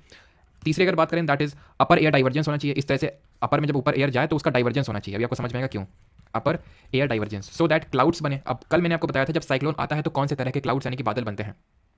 दो तरह के बादलों से मिलकर बने थे, एक तो वो बादल जो ओपेक होते हैं, रेन बियरिंग क्लाउड्स होते हैं, और एक वो जो वूल शेप के होते हैं जिनका बेस फ्लैट होता है, उनको क्या बोलते हैं? Cumulo nimbus cloud. तो ध्यान रखना इनमें जो साइक्लोन में जो क्लाउड बनते हैं उनको बोलते हैं क्यूमुलो निम्बस क्लाउड, जो बहुत भयंकर बारिश करते हैं। These are the clouds with extensive vertical development, तो इसीलिए इनका अपर एयर डाइवर्जेंस होना चाहिए, ठीक है। And pre existing weak low pressure area, ठीक है, pre existing weak low pressure area होना चाहिए, ठीक है। एंड लास्ट इज कि कॉरियोलिस फोर्स होना चाहिए। अभी आपको समझ में आएगा कॉरियोलिस फोर्स क्यों होना चाहिए। देखो ऐसे समझो, ये है आपका लो प्रेशर, ठीक, ये लो प्रेशर है, इसके आसपास है हाई प्रेशर, इसके आसपास है क्या? हाई प्रेशर, इसके आसपास है हाई प्रेशर, ठीक। समुद्र में लो प्रेशर बन गया और उसके आसपास है हाई प्रेशर। विंड कहाँ से कहाँ चलेगी? हाई से लो चलेगी, हाई से लो चलेगी, हाई से लो चलेगी, हाई से लो चलेगी। अब मैं ये बात कर रहा हूँ नदर्न हेमिस्फीयर की, तो विंड डिफ्लेक्ट भी होंगी। क्यों? क्योंकि कॉरियोलिस फोर्स जो लग रहा है, कॉरियोलिस फोर्स नदर्न हेमिस्फीयर और सदर्न हेमिस्फीयर में अलग अलग तरह का डिफ्लेक्शन करता है। इसी वजह से मैंने अलग से लिख दिया नदर्न हेमिस्फीयर उत्तरी गोलार्ध। ये उत्तरी गोलार्ध में नदर्न हेमिस्फीयर में राइट की ओर डिफ्लेक्शन करता है, राइट की ओर डिफ्लेक्शन करता है, राइट की ओर डिफ्लेक्शन करता है, राइट की ओर डिफ्लेक्शन करता है, ठीक है। अब ये जो यहाँ से डिफ्लेक्ट हो रही हैं, ये यहाँ से डिफ्लेक्ट हो तो रही हैं, लेकिन क्योंकि यहाँ पे वैक्यूम क्रिएटेड है, क्योंकि यहाँ पे वैक्यूम क्रिएटेड एक तरह से लो प्रेशर की वजह से, क्योंकि अब यहाँ पे कुछ है नहीं, तो ये विंड्स इधर को मुड़ेंगी, ये विंड्स इधर को मुड़ेंगी, ये विंड्स इधर को मुड़ेंगी, ये विंड्स इधर को मुड़ेंगी, और ये चक्रवात बन गया ऐसे करके, ठीक है। वो अभी अभी आपको दिखाऊंगा। तो ये किस तरह से घूमने लगी विंड्स, ये डायरेक्शन है घूमने का, आप नोटिस कर लो यहाँ पे, इस तरह से विंड घूम रही हैं, इस तरह से। और ये कौन सा डायरेक्शन होता है? इसको बोलते हैं एंटी क्लॉकवाइज। तो इसी वजह से बोला जाता है कि जो साइक्लोन्स होते हैं, जो साइक्लोन्स होते हैं नदर्न हेमिस्फीयर में, उत्तरी गोलार्ध में एंटी क्लॉकवाइज घूमते हैं, और इसका उल्टा हो जाएगा दक्षिणी गोलार्ध में, सदर्न हेमिस्फीयर में, जहाँ क्लॉकवाइज घूमेंगे। देखो यहाँ पे घूम रहे हैं एंटी क्लॉकवाइज, यहाँ पे घूम रहे हैं इस तरह से एंटी क्लॉकवाइज। ये आपका इंडिया है, ये है आपका बे ऑफ बंगाल, ठीक है, बंगाली खाड़ी, ये इंडिया है, ये अरेबियन सी है, सी से मतलब नहीं कौन से सी में घूमेगा, वो एंटी क्लॉकवाइज ही घूमेगा, ठीक। और जो सेंटर में ये है, ये वाला जो एरिया है, ठीक है, इसको बोलते हैं साइक्लोन की आंख, आई ऑफ साइक्लोन। ये बहुत ही काम रीजन होता है, काम रीजन होता है। नो क्लाउड्स, यहाँ बादल नहीं होते हैं। और इसके अराउंड कौन से बादल होते हैं? क्यूमुलोनिम्बस, बहुत भयंकर वाले बादल होते हैं। तो यहाँ पे तुम आई को देख पा रहे होगे, नोटिस क्लियरली, ये है जो, ये इसको बोलते हैं आई, ठीक है। यहाँ पे भी आप आई को क्लियरली देख पा रहे होंगे, ये है आई, ये सेंटर में देखो आई है, उसको बोलते हैं आई ऑफ साइक्लोन। यहाँ पे तभी, जैसे कि फॉर एग्जाम्पल, ये जब साइक्लोन अंदर गया ना, तो जब ये आई वाला पार्ट पहुंचेगा कोस्ट में, तो उस समय बारिश रुक जाती है। तो जब साइक्लोन आता है तो बहुत भयंकर बारिश लेके आता है, क्योंकि ये पार्ट बादल है, ये बादल है। लेकिन जब आई पहुंचेगी वहां पे, तो थोड़े टाइम के लिए बारिश रुक जाएगी, क्योंकि उसके पास कोई क्लाउड नहीं है। ध्यान रखना, क्लाउड उसके अगल बगल बने हैं, अपर एयर डाइवर्जेंस की वजह से बने हैं, ठीक। ये हिंदी में लिखा हुआ है कि क्या क्या उष्णकटिबंधीय चक्रवात बनने के लिए क्या क्या स्थितियां जरूरी होती हैं। इसके डिफरेंट नेम्स होते हैं, डिफरेंट जगहों में इसको डिफरेंट नेम से जाना जाता है, ठीक है। बट बिफोर दैट ये चीज आपको क्लियर हो गई ना कि एंटी क्लॉकवाइज ये नदर्न हेमिस्फीयर में घूमेगा, और सदर्न हेमिस्फीयर में यानी कि दक्षिणी गोलार्ध में ये क्लॉकवाइज घूमेगा, ठीक है। मैं बना के दिखा नहीं रहा हूं, बिकॉज आप बना सकते हो कि सदर्न हेमिस्फीयर में कैसे हाई से लो जाएगा, और वहां पे लेफ्ट की ओर डिफ्लेक्शन होगा, तो वैसे बात है, उल्टा हो जाएगा, क्लॉकवाइज डायरेक्शन में घूमेगा, घड़ी की दिशा में, ठीक। और एक चीज, चलो बाद में देखेंगे डिफरेंट नेम्स इसके क्या है। तो इसको अलग अलग जगहों में अलग अलग नामों से जाना जाता है, अलग अलग जगहों में अलग अलग नामों से जाना जाता है। जैसे कि आपने हरिकेन सुना होगा, जैसे कि आपने टाइफून सुना होगा, आपने विली विली पता नहीं सुना है कि नहीं सुना, लेकिन विली विली भी नाम है। और साइक्लोन को साइक्लोन भी कुछ एरिया में बोलते हैं, ठीक। तो यहाँ पे अगर हम सबसे पहले बात करें हरिकेन, ये कहाँ पे बोला जाता है? तो जो हमारा अटलांटिक ओशन वाला जो रीजन है, वहाँ पे साइक्लोन जो बनते हैं, उनको हम बोलते हैं क्या? उनको हम बोलते हैं हरिकेन के नाम से। वो लोग वहाँ पे नामकरण किए हुए हैं, है साइक्लोन ही, बस हरिकेन बोल देते हैं। टाइफून की अगर बात करें तो ये साउथ चाइना सी वाला जो रीजन है, जैसे फिलीपीन, चाइना, जापान वाला जो रीजन है, साउथ चाइना सी, वहाँ पे इसको हम टाइफून के नाम से जानते हैं, ठीक। विली विली के नाम से ऑस्ट्रेलिया वाले इसको विली विली के नाम से जानते हैं। ऑस्ट्रेलिया वाले अंडर 19 क्रिकेट वर्ल्ड कप भी जीत गए, देखो, ठीक है। साइक्लोन के नाम से हम इंडिया वाले, हम इंडियंस इतना थोड़ी ना करेंगे नामकरण कि इनका अलग से नामकरण करें, ठीक है। साइक्लोन है तो साइक्लोन ही रहो, ठीक है। यहाँ पे अगर हम बात करें क्या, एक क्वेश्चन जो एसएससी में तो अभी तक आई थिंक पूछा नहीं है, लेकिन पूछ सकता है, ठीक है, बाकी एग्जाम में पूछ बनता है। दैट इज, ये मैंने दो पिक्चर्स ऐसे नहीं लगाई हैं, वो जानबूझ के मैंने यहाँ पे लगाई हैं। ये है बे ऑफ बंगाल जहाँ पे साइक्लोन ओरिजिन हो रहा है, और ये है अरेबियन सी। इतना तो सबको पता होगा ना, ये अरेबियन सी है, ये अरब सागर है, अरेबियन सी है ये। और ये क्या है? ये है बंगाल की खाड़ी, ये है बे ऑफ बंगाल। क्वेश्चन ये बन सकता है कि बंगाल की खाड़ी में क्यों ज़्यादा चक्रवात आते हैं, क्यों ज़्यादा साइक्लोन आते हैं अरब सागर के कंपैरिजन में, क्यों ज़्यादा चक्रवात आते हैं? कारण इसका ये है, पहला कारण तो ये कि क्योंकि ज़्यादातर जो हमारी नदियां हैं वो पूर्व की ओर बहती हैं और बे ऑफ बंगाल में जाके गिरती हैं, तो उसकी वजह से फ्रेश वाटर इन्फ्लक्स होता है यहाँ पे, जिसकी वजह से ऐसी कंडीशंस बन जाती हैं। सिर्फ यही कंडीशन नहीं होती, सिर्फ यही कारण नहीं है, सिर्फ यही कारण नहीं है, क्योंकि इसको यहाँ पे बहुत ज़्यादा एरिया मिलता है, यहाँ पे उतना ज़्यादा इसको एरिया नहीं मिलता, बिकॉज लैंड मास यहाँ पे थोड़ा सा ज़्यादा है, इसलिए दूसरा कारण। तीसरा कारण ये है कि जो साइक्लोन होते हैं वो ईस्ट टू वेस्ट मूव करते हैं, ऐसे चलते हैं साइक्लोन, ऐसे, तुम्हें याद दिख रहा होगा, ऐसे चल रहा है। कुछ साइक्लोन है बिल्कुल एंटर करते हैं अरेबियन सी के थ्रू, भी काफ़ी सारे, भी रिसेंटली भी काफ़ी सारे साइक्लोन आए हैं जो यहाँ पे गुजरात में हिट करते हैं। लेकिन ज़्यादातर जो हमारे साइक्लोन का मूवमेंट होता है वो ईस्ट से वेस्ट की तरफ होता है। क्यों होता है वो भी समझ लो। देखो यहाँ पे आओ, साइक्लोन जो यहाँ पे बनेगा, जो साइक्लोन यहाँ पे बनेगा, जो साइक्लोन यहाँ पे बनेगा, उसको ये जो नॉर्थ ईस्टर्लीज हैं या फिर साउथ, मान लो यहाँ बन रहा है, तो ये कहाँ से कहाँ लेके चलेंगी? बोलेंगे चलो वेस्ट की तरफ। तो इसीलिए साइक्लोन ईस्ट से वेस्ट में चलता है। क्यों? क्योंकि नॉर्थ ईस्टर्लीज ईस्ट से वेस्ट में भाग रही हैं, इसलिए तो साइक्लोन को भी ईस्ट से वेस्ट में लेके चलती हैं। और क्योंकि 0 डिग्री पे इक्वेटर पे कॉरियोलिस फोर्स 0 होता है, 0 होता है कॉरियोलिस फोर्स, इसलिए इक्वेटर पे नो साइक्लोन, कोई साइक्लोन नहीं बनेगा चक्रवात पे, क्योंकि साइक्लोन बनने के लिए घूमना जरूरी होगा, और घूम तो पाएंगे ही नहीं इक्वेटर पे, क्योंकि वहाँ पे तो कॉरियोलिस फोर्स 0 होता है। ठीक, क्लियर हो गया? तो आगे बढ़ते हैं अभी। तो एक बड़ा फैक्टर जो इसलिए रिस्पॉन्सिबल है कि क्यों बंगाली खाड़ी में ज़्यादा साइक्लोन आते हैं, क्योंकि हमारी ज़्यादातर नदियाँ, हम कल से जब इंडियन ज्योग्राफी स्टार्ट करेंगे तो वहाँ पे पढ़ेंगे रिवर्स वाले टॉपिक में कि ज़्यादातर हमारी नदियाँ पूर्व की तरफ बह के बंगाल की खाड़ी में गिरती हैं। ठीक है, आगे बढ़ते हैं और देखते हैं एक्स्ट्रा ट्रॉपिकल साइक्लोन, जिनको कि हम टेम्परेट साइक्लोन के नाम से भी जानते हैं, यानी कि जो हमारे शीतोष्ण कटिबंध के जो हमारे चक्रवात होते हैं, टेम्परेट साइक्लोन्स। अब क्योंकि ये साइक्लोन्स है तो ये भी लो प्रेशर के अराउंड ही बनेंगे, लेकिन बनने का तरीका थोड़ा कैजुअल है। क्यों कैजुअल है? क्योंकि एक्स्ट्रा ट्रॉपिकल जो साइक्लोन बनते हैं, पहली बात तो ये टेम्परेट एरिया में बनेंगे, ये बनते हैं लार्ज सी सरफेस टेम्परेचर की वजह से नहीं, ये बनते हैं फ्रंटोजेनेसिस की वजह से। फ्रंटोजेनेसिस, हाँ फ्रंटोजेनेसिस, ये क्या होता है? ये होता है जब फ्रंट्स का फॉर्मेशन होता है। फ्रंट्स, ये क्या होता है? हाँ फ्रंट्स, अब इसको बताते हैं फ्रंट्स होता है क्या। तो फ्रंट्स बनते हैं जब दो अलग अलग स्वभाव वाली वायु मिलती हैं आपस में, जैसे कि ये है हमारा ग्लोब, ठीक है। अब हमें पता है इक्वेटर से कौन सी जाएंगी? वार्म विंड जाएंगी, ठीक है, और ऊपर से कोल्ड विंड आएंगी, यहाँ से ठंडी ठंडी विंड आएंगी। तो ये दोनों यहाँ से गई, ये यहाँ से आई, ठीक है। तो ये विंड जब वार्म विंड पहुंचती है, बोलती है कोल्ड विंड से और लड़ लो। कोल्ड विंड बोलती है ज़्यादा गर्मी चढ़ी क्या है, अभी तुम्हारी गर्मी शांत करते हैं, बस हो जाती है लड़ाई इनकी। और जब लड़ाई होती है तो घर घर घर ऐसे करके घूमने लगती हैं, बस बन जाता है साइक्लोन। ये जहाँ पे भी cold air mass warm air mass से मीट करता है, वहाँ पे फ्रंट बन जाता है, इसी को बोलते हैं फ्रंटोजेनेसिस। अगर कोल्ड विंड वहाँ से स्पीड से आ रही है तो वो वार्म एयर मास को उठा के फेंक देगी और वहाँ बन जाता है ऑक्लूडेड फ्रंट। उसको लिखने की जरूरत नहीं, बस ऐसे बता रहे हैं, ठीक है। ऑक्लूडेड फ्रंट बन जाता है, हवा जो, क्योंकि कोल्ड विंड नीचे डेंसर होती है तो नीचे चपक के चलेगी एकदम, उठा के फेंक के मारेगी किसको? ऊपर, वार्म विंड को। इसको बोलते हैं ऑक्लूडेड फ्रंट। तो फ्रंट समझ गए, फ्रंटोजेनेसिस समझ गए कि फ्रंट कहाँ बनते हैं? जहाँ कोल्ड एयर मास यानी दो भिन्न स्वभाव वाली जो वायु है आपस में मिलती हैं। घूमने लगती हैं और इसकी वजह से एक्स्ट्रा ट्रॉपिकल साइक्लोन बन जाते हैं। क्लियर है? ये भी आपके ईस्ट से वेस्ट में ही सॉरी, ये जो एक्स्ट्रा ट्रॉपिकल है वेस्ट से ईस्ट में चलेंगे। क्यों? क्योंकि यहाँ पे वेस्टर्ली चल रही है ना। ये लोग कहाँ बन रहे हैं? ये मिड लैटिट्यूडनल एरियाज में बन रहे हैं। मिड लैटिट्यूड जब मैं बोलता हूँ तो इसका मतलब 30 से वो 40 डिग्री वाला जो रीजन है वो, ठीक है। तो क्योंकि यहाँ पे वेस्टर्लीज ब्लो हो रही हैं तो ये लोग वेस्ट से ईस्ट ब्लो होते हैं। तो चलो डिफरेंस समझ लेते हैं, ट्रॉपिकल और टेम्परेट में डिफरेंस क्या होता है। एक्स्ट्रा ट्रॉपिकल को ही टेम्परेट, टेम्परेट को एक्स्ट्रा ट्रॉपिकल बोलते हैं। तो पहली बात तो ये है, ये सिर्फ ओनली इन सी इनका फॉर्मेशन होता है, सिर्फ समुद्र में बनते हैं। ये समुद्र और जमीन दोनों में बनते हैं, ये जमीन में कभी बन ही नहीं सकते हैं ट्रॉपिकल वाले, ठीक है, ट्रोपोकल, ठीक है, ट्रॉपिकल। दूसरा इसका डिफरेंस क्या है? दूसरा डिफरेंस ये कि ईस्ट से वेस्ट में मूव करते हैं, ये वेस्ट से ईस्ट में मूव करते हैं, ठीक है। ये भी क्लियर हो गया। ये क्यों ईस्ट से वेस्ट में मूव करते हैं? ईस्टर्लीज की वजह से। ये क्यों वेस्ट से ईस्ट में मूव करते हैं? वेस्टर्लीज की वजह से। तीसरा है, ये कम आते हैं, ठीक है, यानी कि लेस फ्रीक्वेंट होते हैं, लेस इन फ्रीक्वेंसी, कम आते हैं, लेकिन आते हैं तो कायदे की तबाही मचाते हैं, मोर डिस्ट्रक्टिव, बहुत भयंकर तबाही मचाते हैं ये। अब कितनी तबाही मचाएंगे वो डिपेंड करेगा कि मॉइस्चर कितना है इनके पास, ठीक है। तो यहाँ पे ये ज़्यादा आते हैं, मोर इन फ्रीक्वेंसी होते हैं, अक्सर आते हैं। लेकिन क्योंकि जिसको अक्सर गुस्सा आता है उसका गुस्सा कोई ज़्यादा खास गुस्सा होता नहीं है, यानी कि लेस डिस्ट्रक्टिव। जिसको कम गुस्सा आता है, भयंकर गुस्सा आता है फिर उसको जब भी आता है ना। तो ये हमारे हो जाएंगे पॉइंट्स ऑफ डिफरेंस, ट्रॉपिकल और ये तो एक की डिफरेंस है ही है कि ये ट्रॉपिक्स में आते हैं और ये आपके टेम्परेट एरियाज में आते हैं। यहाँ तक सभी को चीज़ें क्लियर है? बताइए जल्दी से, किसी को यहाँ तक कोई डाउट? कोई बीके होगा जो आज वैलेंटाइन डे सेलिब्रेट समझ सकते हैं बेटा तुम्हारा दर्द।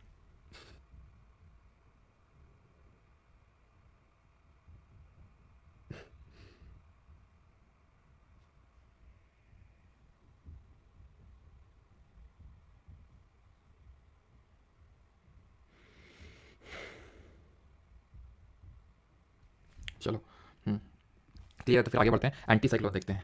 अब तुम्हारे मुंह से ये नहीं निकलना चाहिए, अल्लाह भी एंटी साइक्लोन नहीं बचा है, बहुत छोटा सा है। देखो, एंटी साइक्लोन साइक्लोन का एकदम ऑपोजिट होता है। अब साइक्लोन लो प्रेशर के अराउंड बन रहा था, ये हाई प्रेशर के अराउंड बनेगा। तो यानी इसके अराउंड क्या होगा? Low pressure, low pressure, low pressure, low pressure. यानी विंड चलेगी सेंटर, यानी केंद्र से परिधि की ओर, केंद्र से परिधि की ओर, सेंटर से बाहर की ओर निकलेगी। वहाँ पे क्या हो रहा था? लो प्रेशर अंदर था ना, तो परिधि से केंद्र की ओर चल रही थी। यहाँ पे केंद्र से परिधि की ओर, यानी कि सेंटर से बाहर निकलेगी। अब क्योंकि ये मान लो कि नदर्न हेमिस्फीयर है, नदर्न हेमिस्फीयर केस ले लेते हैं, तो विंड राइट की ओर डिफ्लेक्ट होगी, विंड राइट की ओर डिफ्लेक्ट होगी, विंड राइट की ओर डिफ्लेक्ट होगी, विंड राइट की ओर डिफ्लेक्ट होगी। ये कैसा घुमाव है? ये क्लॉकवाइज घुमाव है ये, ठीक है, घड़ी की दिशा में। तो इसीलिए जो एंटी साइक्लोन होगा वो नदर्न हेमिस्फीयर में, इसको हिंदी में क्या बोलेंगे? हिंदी में इसको क्या बोलेंगे जल्दी से बताओ? प्रति चक्रवात बोल देंगे इसको, ठीक है, प्रति चक्रवात।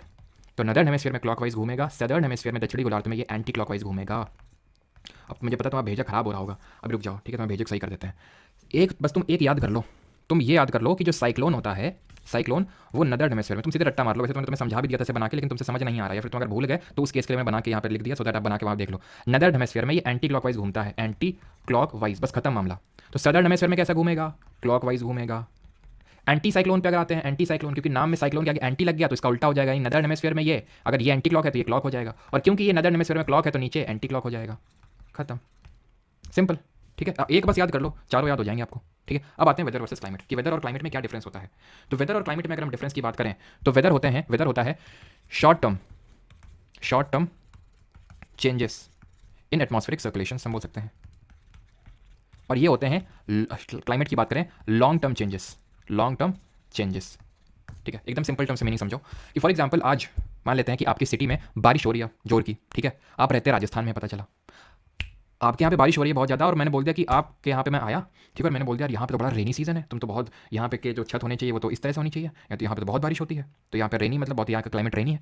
तो क्या ये बोलना सही होगा? नहीं, गलत होगा ये बोलना। क्यों? क्योंकि वो आपको भी पता है कि आज बारिश हो रही है, वैसे तो यहाँ पे चमक के धूप पड़ती है और उतनी ज़्यादा बारिश नहीं होती है। तो यानी कि उस दिन का वेदर रेनी है, क्लाइमेट रेनी नहीं है। तो क्लाइमेट में हम 30 साल के डेटा को लेते हैं, इस पर क्वेश्चन बन चुका है सीजल में कि कितने साल के डेटा को लेते हैं क्लाइमेट में। तो क्लाइमेट में 30 साल के डेटा को लेते हैं, ये कैलकुलेट करने के लिए, फिर ये बताने के लिए कि किसी पर्टिकुलर रीजन का क्लाइमेट कैसा होगा। सर तो मैं लास्ट में आंसर कर दूंगा, ठीक है, सर ये टॉपिक से रिलेटेड हुआ करे कुछ तो वो बताया करो, ठीक। तो 30 साल के डेटा को लेते हैं क्लाइमेट में, उसको हम बोलते हैं क्लाइमेट, सिंपल, ठीक है। जो एटमॉस्फेरिक चेंजेस होते हैं एटमॉस्फेयर में, वो 30 साल के डेटा को कैलकुलेट करेंगे। जैसे फॉर एग्जांपल हमने देखा 30 साल में बैंगलोर में खूब ठीक ठाक बारिश हो रही है, तो हमने बोल दिया कि हाँ ठीक है, यहाँ का नॉर्मल क्लाइमेट है, यहाँ पे एक्सट्रीम ऑफ टेम्परेचर देखने को नहीं मिलता है। एक्जैक्टली यहाँ तक आपको चीज़ें क्लियर हो गई होंगी ये होती क्या है, ठीक।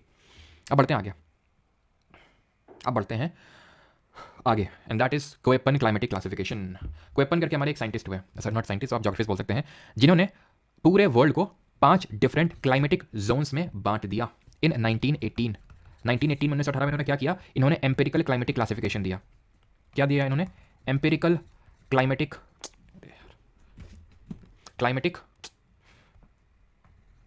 क्लासिफिकेशन दिया इन्होंने, ठीक है, जिसके तहत इन्होंने पूरे वर्ल्ड को 5 डिफरेंट क्लाइमेटिक जोन्स में बांटा, जिसको इन्होंने अल्फाबेट से रिप्रेजेंट किया, A B C D and E, A B C D E, ठीक।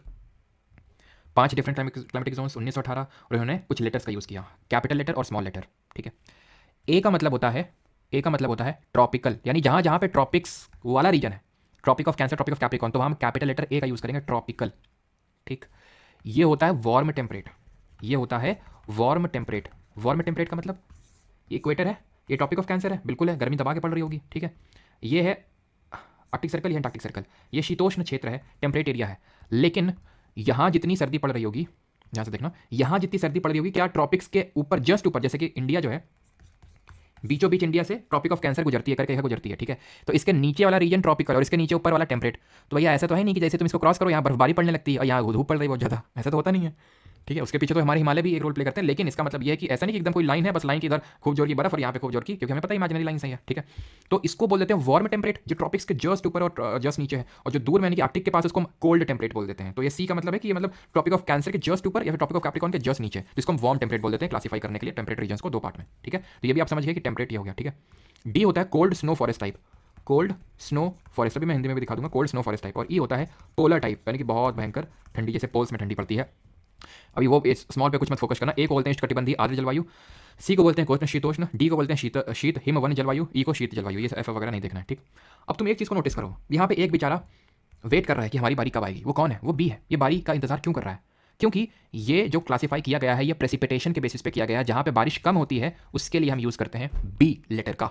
यानी कि इसका बेसिस का क्लासिफिकेशन, इसके क्लासिफिकेशन का बेसिस क्या है? बारिश, दैट इज प्रेसिपिटेशन। कल देखे थे डिफरेंट फॉर्म्स ऑफ प्रेसिपिटेशन, जिसमें बारिश होती है, रेनफॉल होती है, हेल, स्नो, स्लीट, ये सब होते हैं। ठीक है, and what are different forms of condensation, जरा कमेंट में लिखो जल्दी से कि संघनन के डिफरेंट रूप क्या होते हैं। ट्रॉपिकल हमने टेम्परेचर के बेसिस पे किया, वार्म टेम्परेचर के बेसिस, कोल्ड स्नो टेम्परेचर के बेसिस पे, टेम्परेचर के बेसिस पे। तो ये जो 5 हैं, इनमें से 4 हैं टेम्परेचर के बेसिस पर, एक है प्रेसिपिटेशन के बेसिस पे, बी वाला है प्रेसिपिटेशन के बेसिस पे। क्लियर है? अब इन्होंने कुछ स्मॉल लेटर्स का भी इस्तेमाल किया, जैसे कि M, S, W, F. M का मतलब क्या होता है? एम का मतलब होता है, कौन से लेटर का इस्तेमाल करें बताओ जल्दी से, ये कर ले। एम का मतलब होता है मॉनसून टाइप, अभी सब समझ में आ जाएगा। एस का मतलब होता है समर ड्राई, जहाँ पे गर्मियों में बारिश नहीं होती है, समर ड्राई बोलते हैं। डब्ल्यू का मतलब होता है विंटर ड्राई, और एफ का मतलब होता है, जैसे समझ लो फुल बारिश। ठीक है, जहाँ पे खूब ढेर सारी बारिश होती हो। ठीक, एक बस पॉइंट और समझ लो, एंड दैट इज कि स्मॉल डब्ल्यू और कैपिटल डब्ल्यू में अंतर होता है। स्मॉल डब्ल्यू तो विंटर ड्राई दिखाता है, कैपिटल डब्ल्यू डेजर्ट को दिखाता है, रेगिस्तान को दिखाता है। ठीक है, ये विंटर ड्राई को स्मॉल डब्ल्यू और ये कैपिटल डब्ल्यू डेजर्ट को दिखाता है। अब आ जाओ यहाँ पे जल्दी से भाग के। ठीक है, चलो अब मैं तुमसे क्लाइमेटिक क्लासिफ, अब मैं खुद तुमसे पूछ रहा हूँ कि कैसे इनको क्लासीफाई करोगे। ठीक है, वैसे तो अभी ज़्यादा हम लोगों ने पढ़ा नहीं है, बट फिर भी उत्तर प्रदेश वाला जो हरा हरा दिख रहा है, उत्तर प्रदेश वाला जो रीजन है, इसको क्या बोलोगे, क्या बोलेंगे इसको? तो अब खुद ही सोचो, ये यहाँ से ट्रॉपिक ऑफ कैंसर कुछ इस तरह से गुजरती है, कर्क रेखा की अगर हम बात करें, यानी कि कर्क रेखा के जस्ट ऊपर, यानी कि वार्म टेम्परेचर, वार्म टेम्परेचर के लिए कैपिटल सी का इस्तेमाल करते हैं। और यहाँ पे क्योंकि उत्तर प्रदेश और बिहार में पता है विंटर्स ड्राई रहती है, विंटर्स में बारिश नहीं होती है, सी डब्ल्यू देख लो, सी डब्ल्यू। जी को, ई को छोड़ दो, ठीक है, जी को जाने दो ऐसी तैसी में, वो जी का मतलब यहाँ पे गंगा प्लेन से, लेकिन उससे कोई मतलब होना नहीं चाहिए। ठीक है, सी डब्ल्यू हो गया। नीचे क्या होगा? नीचे वाला ये ट्रॉपिकल है तो ए का यूज कर लो, क्योंकि यहाँ पे भी विंटर ड्राई होती है तो डब्ल्यू, लेकिन क्योंकि यहाँ पे मानसून का इन्फ्लुएंस रहता है तो एम डब्ल्यू। ठीक है, या फिर ए डब्ल्यू, सिंपल। राजस्थान में डेजर्ट है, रेगिस्तान है, तो कैपिटल डब्ल्यू को तो भूल ही नहीं सकते हैं, और क्योंकि यहाँ पे बारिश नहीं होती है, ड्राई होता है, तो कैपिटल बी का इस्तेमाल करेंगे। ठीक है, एच डब्ल्यू और सी डब्ल्यू छोड़ दो, ठीक है, जितना है बस 2 लेटर्स का खेल है, खत्म, आराम से हो जाएगा क्वेश्चन। ठीक, ये है कोरोमंडल कोस्ट तमिलनाडु का, अभी पढ़े नहीं है, कुछ लोगों को पता होगा क्या कि यहाँ पे बारिश होती है सर्दियों में, विंटर्स में, यानी समर में नहीं होती है, समर ड्राई होती है। तो समर ड्राई होती है तो बात की बात है, ये बताओ ट्रॉपिकल है कि वार्म टेम्परेचर कैसा है? ट्रॉपिकल है तो कैपिटल ए, क्योंकि यहाँ समर में बारिश नहीं होती, समर ड्राई होती है तो स्मॉल एस। ठीक, जम्मू कश्मीर सब पोलर टाइप है, बर्फबारी बहुत ज्यादा होती है, जैसे पोल्स में होती है, तो ई हो गया।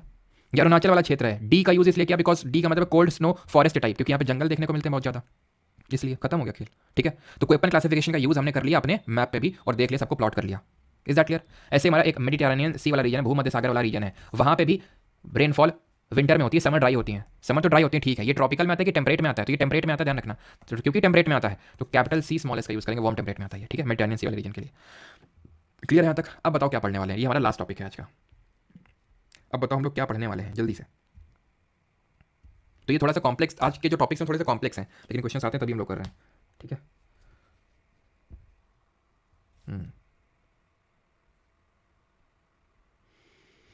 कुछ लोगों को कमेंट में कुछ और ही चल रहा होता है ना।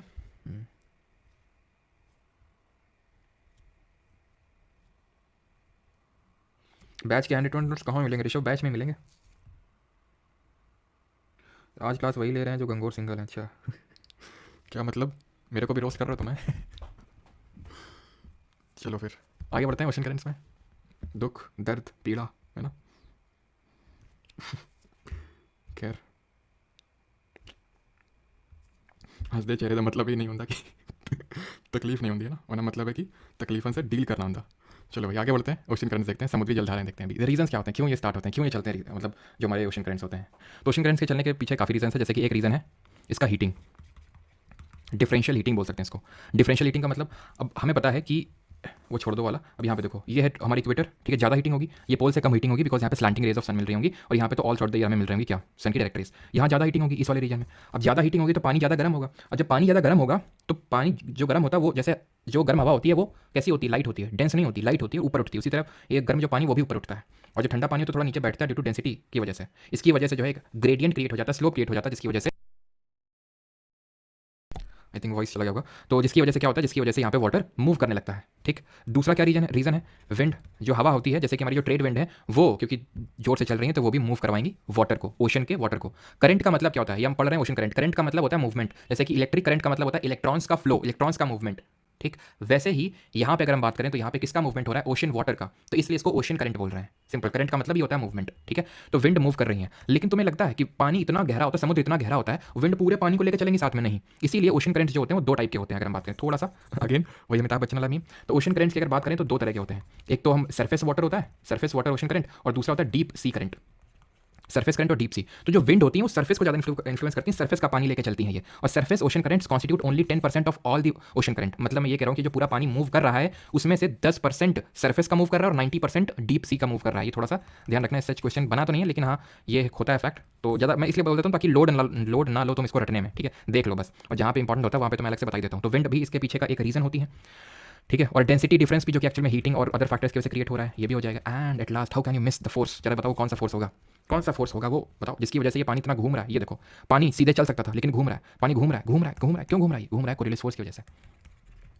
ठीक है, जिसकी वजह से हमारी विंड्स भी मूव कर रही थी, घूम रही थी, क्लियर। और हमारा पांचवा फैक्टर इसमें आप बोल सकते हो जो हमारी कोस्ट लाइन होती है। कोस्ट लाइन मतलब, कोस्ट लाइन का मतलब होता है ये, जैसे कि ये एक करंट है, ये एक करंट है, ये सीधे चला जाता लेकिन ये कोस्ट इस तरह से कि बेचारा घूम गया, ये कोरिलेस फोर्स की वजह से भी घूमा लेकिन ये कोस्ट की वजह से भी घूमा, डिफ्लेक्ट हो गया, ये ऐसे सीधे चला जाता लेकिन कोस्ट की वजह से घूम गया, तो कोस्ट लाइन भी इन्फ्लुएंस करती है।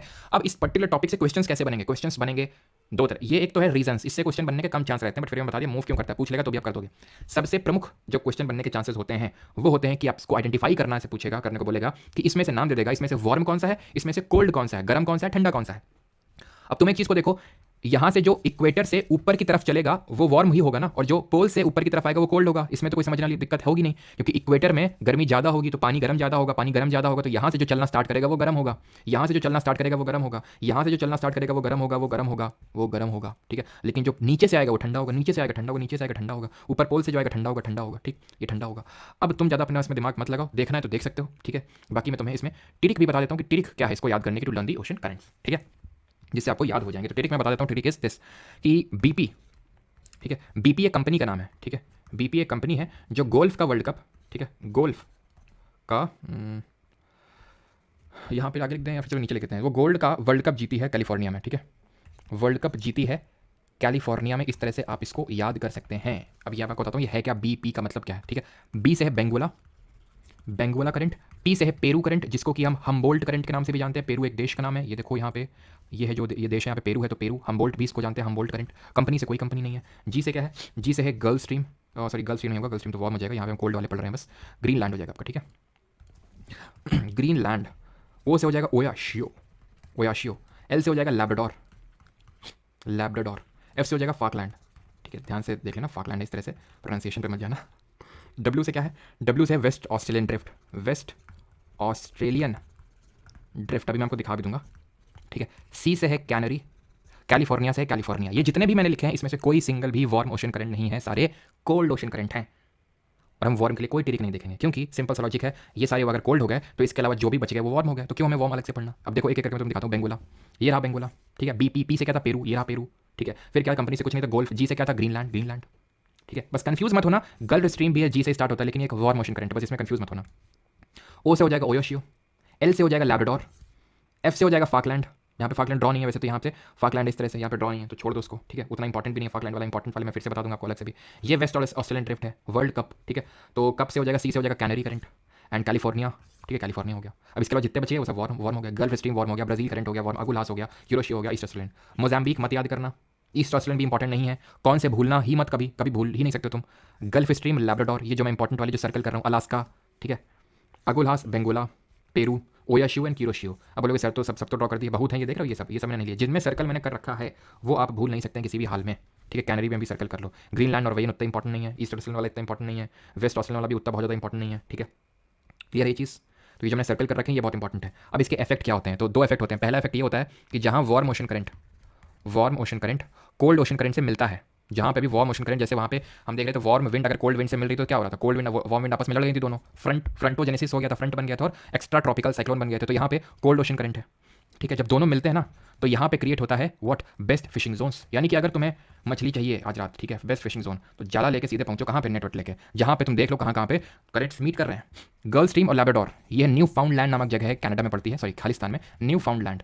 तो यहाँ पे लैब्राडोर और गर्ल स्ट्रीम दोनों मिलते हैं, ठीक है। तो यहाँ पे अच्छा best fishing zone, Kuroshio Oyashio off the coast of Japan, यहाँ पे मिलते हैं, तो बेस्ट फिशिंग जोन्स। तो ये दो बेस्ट फिशिंग जोन्स हैं, और ये जो है जहाँ पे दोनों मिलते हैं ना, तो ये फॉगी कंडीशंस क्रिएट करते हैं, और इसकी वजह से ये हार्बरिंग के लिए, हार्बरिंग का मतलब होता है जहाँ पे शिप्स वगैरह रुकते हैं, बहुत बेकार होती है ये, क्योंकि खुद ही सोचो अगर शिप्स आए और उनको दिखेगा नहीं फॉगी कंडीशंस की वजह से तो दिक्कत हो जाएगी ना। और फॉग एक फॉर्म का कंडेंसेशन, अभी मैं डिफरेंट फॉर्म्स ऑफ कंडेंसेशन आपसे पूछा था, तो ड्यू, फॉग, मिस्ट, ये क्या है, डिफरेंट फॉर्म्स ऑफ कंडेंसेशन है, क्लाउड्स भी हमारे। एंड दूसरा effect is in the last point of this lecture is that is कि जहाँ पे कोल्ड ओशन करंट होते हैं वहाँ पे हमें डेजर्ट देखने को मिलते हैं, रेगिस्तान देखने को मिलते हैं। तुम्हें दिखाते हैं, आओ। ये कैनरी करंट है, यहाँ सहारा डेजर्ट है, वर्ल्ड का सबसे लार्जेस्ट हॉट डेजर्ट है। ये बेंगुला डेजर्ट है, यहाँ कालाहारी और नामीब डेजर्ट है। ये पेरू है, वर्ल्ड का सबसे सूखा, वर्ल्ड का ड्राइएस्ट डेजर्ट, एटकामा डेजर्ट यहाँ पे है, ठीक है। कैलिफोर्निया है कोल्ड करंट, यहाँ पे मोजावे और सोनरन डेजर्ट है, मोजावे और सोनरन, अभी लिख नहीं रहा हूँ बिकॉज वो उसकी क्लास नहीं है, वो हम अलग से करेंगे, ठीक है। मोजावे और सोनरन डेजर्ट है यहाँ पे। वेस्ट ऑस्ट्रेलियन है, ठंडा है, यहाँ पे ग्रेट ऑस्ट्रेलियन डेजर्ट्स हैं।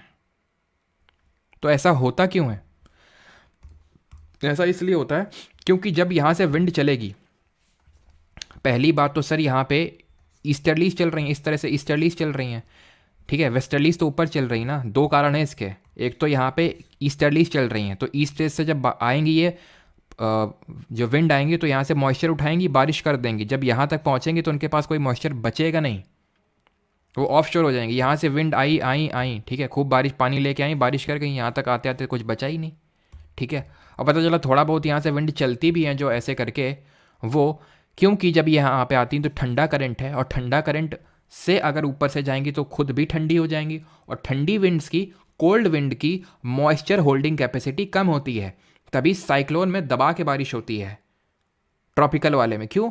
क्योंकि वो वहाँ पे बनते हैं जहाँ लो प्रेशर होता है। लो प्रेशर का मतलब गर्मी कायदे की, और कायदे की गर्मी मतलब कायदे की गर्म हवा, और गर्म हवा की मॉइस्चर होल्डिंग कैपेसिटी बहुत ज़्यादा होती है, अच्छी खासी होती है।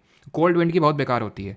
तो जब यहाँ से विंड थोड़ी बहुत चलेगी भी तो ठंडी हो जाएगी, और ठंडी विंड की मॉइस्चर होल्डिंग कैपेसिटी नहीं है, तो चलेगी भी तो मॉइस्चर जब है ही नहीं तो बारिश कहाँ से होगी।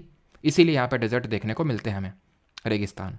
ठीक, खत्म हो गया हमारा टॉपिक। अब करेंगे इसके क्वेश्चंस। चलो भाई, तो अब करते हैं क्वेश्चंस।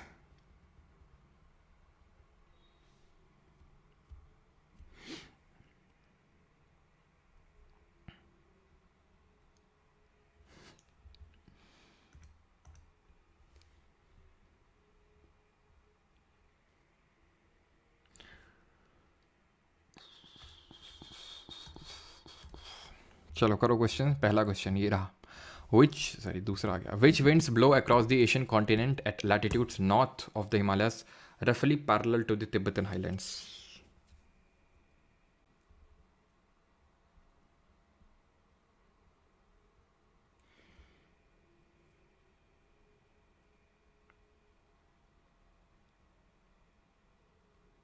क्वेश्चन से सारा समराइज हो जाएगा श्रद्धा जी, ठीक है।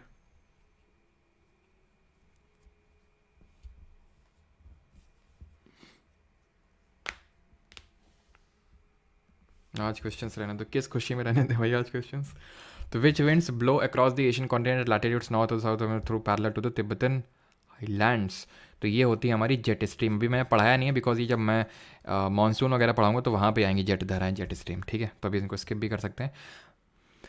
Which force is responsible for deflecting winds towards the right in the right and left in the northern and southern hemisphere respectively. ठीक है, ये बताइए। और कॉज क्या होता है इनका ओरिजिन का, वो भी बताइए। What is the cause of origin?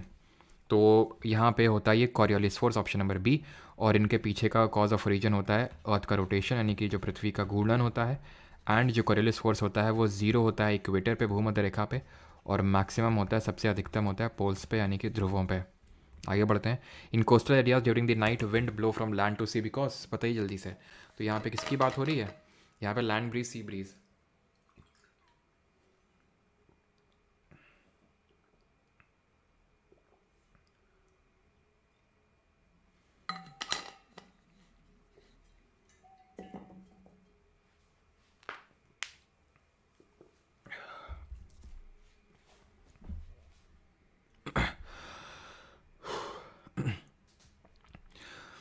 तो during the night wind blow from land to sea, because क्यों? क्योंकि low pressure is created on land. Land to sea चल रही है, लैंड टू सी चल रही है, मतलब लो प्रेशर, हाई प्रेशर है लैंड पे और सी पे लो प्रेशर है। ठीक है, हाई प्रेशर ना, वाटर कूल स्लो दैन, ये सही होगा। ठीक है, लैंड कूल स्लो, ये गलत है आपका। लो नहीं, हाई प्रेशर होगा लैंड पे, तभी तो लैंड से सी में चलेगी, यानी कि नाइट के टाइम पे। अब लैंड टू सी लिखा ही हुआ है, यानी कि ये क्या है, इसको बोलेंगे लैंड ब्रीज।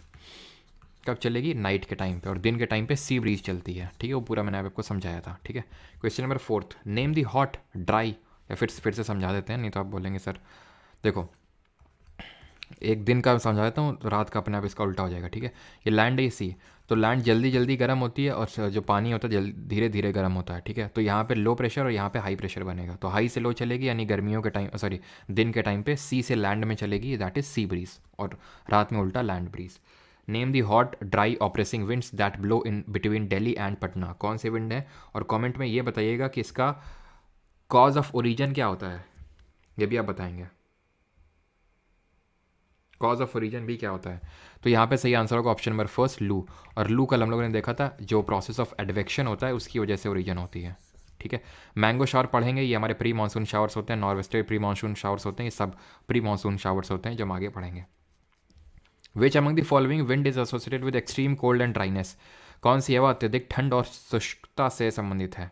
बहुत ज़्यादा ठंड और ड्राई होती है, कौन सी विंड होती है? हिमांशी नेगी, आनंद, अमरीश, सबका सही है।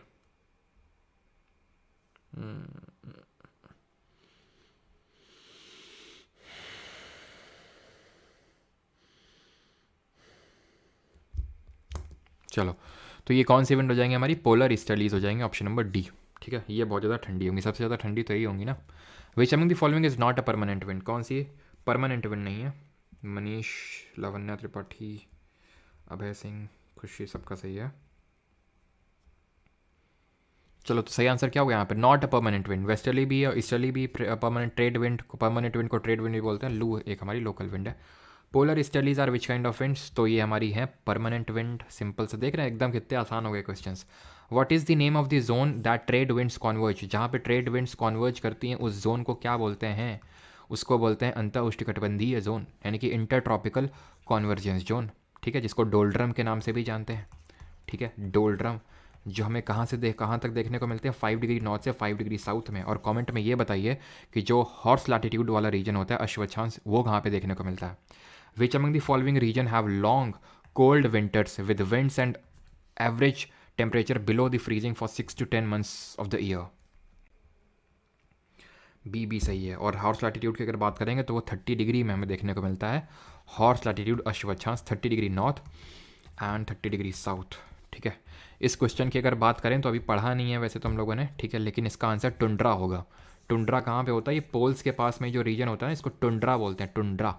टैगा भी इसके पास में ही होता है, टैगा इसके पास में होता है, लेकिन एकदम एक्सट्रीम क्लाइमेटिक कंडीशंस टुंड्रा में होती हैं। ठीक है, अब आ जाते हैं चक्रवात पे, यानी साइक्लोन पे। पहला question, the western cyclonic disturbance originates over, बताइए। ये भी नहीं पढ़ा यार अभी, तो इसको भी स्किप कर दो। आंसर तो इसका मेडिटेरेनियन होगा, लेकिन पढ़े नहीं अभी। The centre of cyclone is a calm area, it is called as, जो सेंटर होता है साइक्लोन का उसको क्या बोलते हैं? क्वेश्चन थ्रेड में नाइट बोला था, मतलब देख लेते हैं एक बार। During the night wind blow from land to sea, तो चाहे लैंड बोला हो, अच्छा नाइट बोला हो, चाहे डे बोला हो, तीसरा स्टेटमेंट तो सही होगा ही होगा ना। Water cools slower then land. ठीक है, water cools slower then land, दिक्कत क्या है इसमें? क्या कुछ दिक्कत है? चलो आगे बढ़ते हैं। तो अगला है हमारा साइक्लोन से, कौन से थे मैं इसमें, तो इसको बोलते हैं आई ऑफ द साइक्लोन। ठीक है, आई में क्या होती है, काम कंडीशन होती है, एकदम शांत होती है, no cloud formation, no cloud का formation. Twelfth, which of the following place is called the cyclone capital of India. Cyclone capital किसको बोलते हैं? तो साइक्लोन ज़्यादा कहाँ पे आते हैं, बे ऑफ बंगाल में जाते हैं और इस तरह से मूव करते हैं। यहाँ पे होता है हमारा सुंदरबन डेल्टा। ठीक है, option number D. In which a type of rainfall winds move out of from a high pressure area with wind direction clockwise in the northern hemisphere। इसको किसी ने गलत किया, ध्यान से देख लेना फिर अब तुम।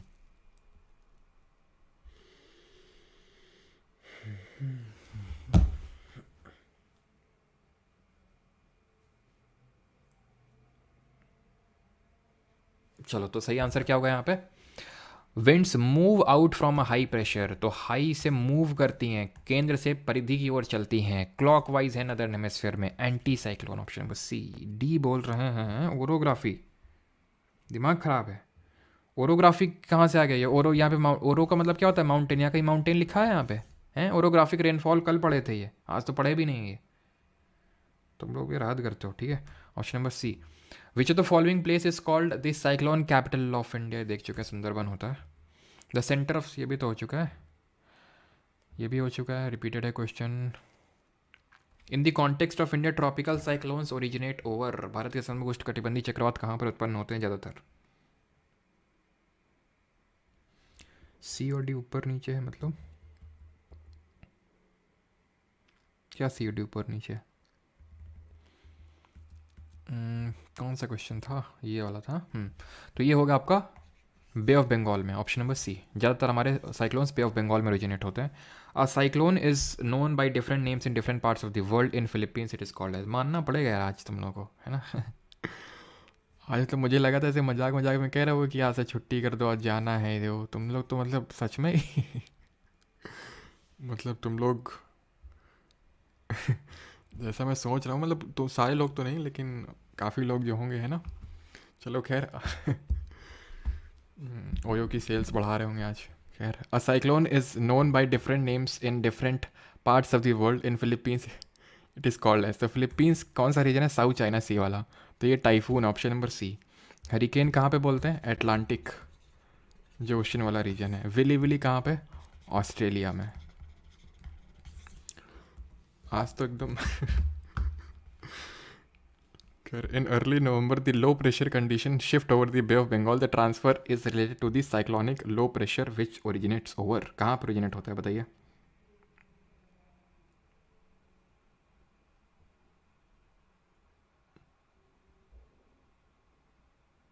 और आज की क्लास में जो अभी लेक्चर देख रहे हैं अभी, मतलब आज तो मैं जल्दी प्राइवेट कर दूंगा, मुझे ऐसा फील आ रहा है। ठीक है, यहाँ तो जल्दी प्राइवेट करना चाहिए। अंडमान सी सबका सही है। हाँ, तो ऑप्शन नंबर ए यहाँ पे सही आंसर होगा। ठीक है, तो यहाँ पे लो प्रेशर यहाँ पे बनता है बे ऑफ बंगाल है, और बे ऑफ बंगाल में इसको, ये जो पर्टिकुलर पार्ट है अंडमान निकोबार वाला आइलैंड्स के आसपास वाला जो रीजन है, इसको अंडमान सी बोलते हैं। ठीक है, 22 in India from where to the tropical cyclones which enter the sub continent from the west and the north west during the winter months. Winter months के टाइम पे ये एक्चुअल में आते हैं, यहाँ से आते हैं, लेकिन अभी पढ़े नहीं है, उसमें पढ़ेंगे। ठीक है, बाकी क्वेश्चंस आप लोग लगाएंगे। इसको बता दो, ओशन करंट के भी क्वेश्चन कर लेते हैं। वार्म करंट इनमें से कौन सा है? वार्म करंट कौन सा, जल्दी से याद करिए। बीपी कंपनी गोल्फ का वर्ल्ड कप कैलिफोर्निया में खेली थी, तो कैनरी कोल्ड है। ठीक है, फाकलैंड कोल्ड है, लैब्राडोर कोल्ड है। गल्फ स्ट्रीम कैसा है, वार्म है। ठीक है, गल्फ स्ट्रीम और लैब्राडोर कहाँ मिलते हैं, न्यू फाउंडलैंड कनाडा में मिलते हैं, जहाँ पे बेस्ट फिशिंग जोन्स होते हैं। एल नीनो अभी नहीं किए हैं, वैसे आंसर इसका होगा पेरू, लेकिन अभी किए नहीं है तो स्किप कर सकते हैं। विच of the following is a warm ocean current on the Pacific ocean. तो वार्म कौन सा है इसमें से? क्यूरोशियो, ओयोशियो में एक वार्म होगा एक ठंडा होगा। ओयोशियो ठंडा है, क्यूरोशियो गर्म है। हमबोल्ट जिसको पेरू करंट बोलते हैं ठंडा है। कैनरी सी से कोल्ड। लैब्राडोर भी, तीनों कोल्ड है। ठीक है, अगला है 28, gulf stream is which type of current. Gulf stream की अगर बात करें तो ये वार्म है। लैब्राडोर और गल्फ स्ट्रीम दोनों मिलते हैं, लैब्राडोर अगर ठंडा होगा तो गल्फ स्ट्रीम आपका कोल्ड होगा। ठीक है, चलो। और अच्छा, बेंगोला भी आप याद कर सकते हैं अगर आपको, जैसे कि बेंगोला अगुलहास है ना, जैसे अफ्रीका कोस्ट है तो यहाँ बेंगोला है और यहाँ पे अगुलहास है ना। यहाँ पे बेंगोला है, यहाँ अगुलहास है। याद पता है कैसे कर सकते हो तुम इसको? याद ऐसे कर सकते हो कि हमें पता है कि कोल्ड वेस्टर्न साइड में कोल्ड डेजर्ट, वेस्टर्न साइड में ज़्यादातर हमें डेजर्ट देखने को मिलते हैं, क्यों? क्योंकि वहाँ पे कोल्ड ओशन करंट है। तो बेंगोला हमारा वेस्टर्न साइड में है, तो यानी कोल्ड होगा, तो बी से बेंगोला, सी से कोल्ड, बी सी, है ना।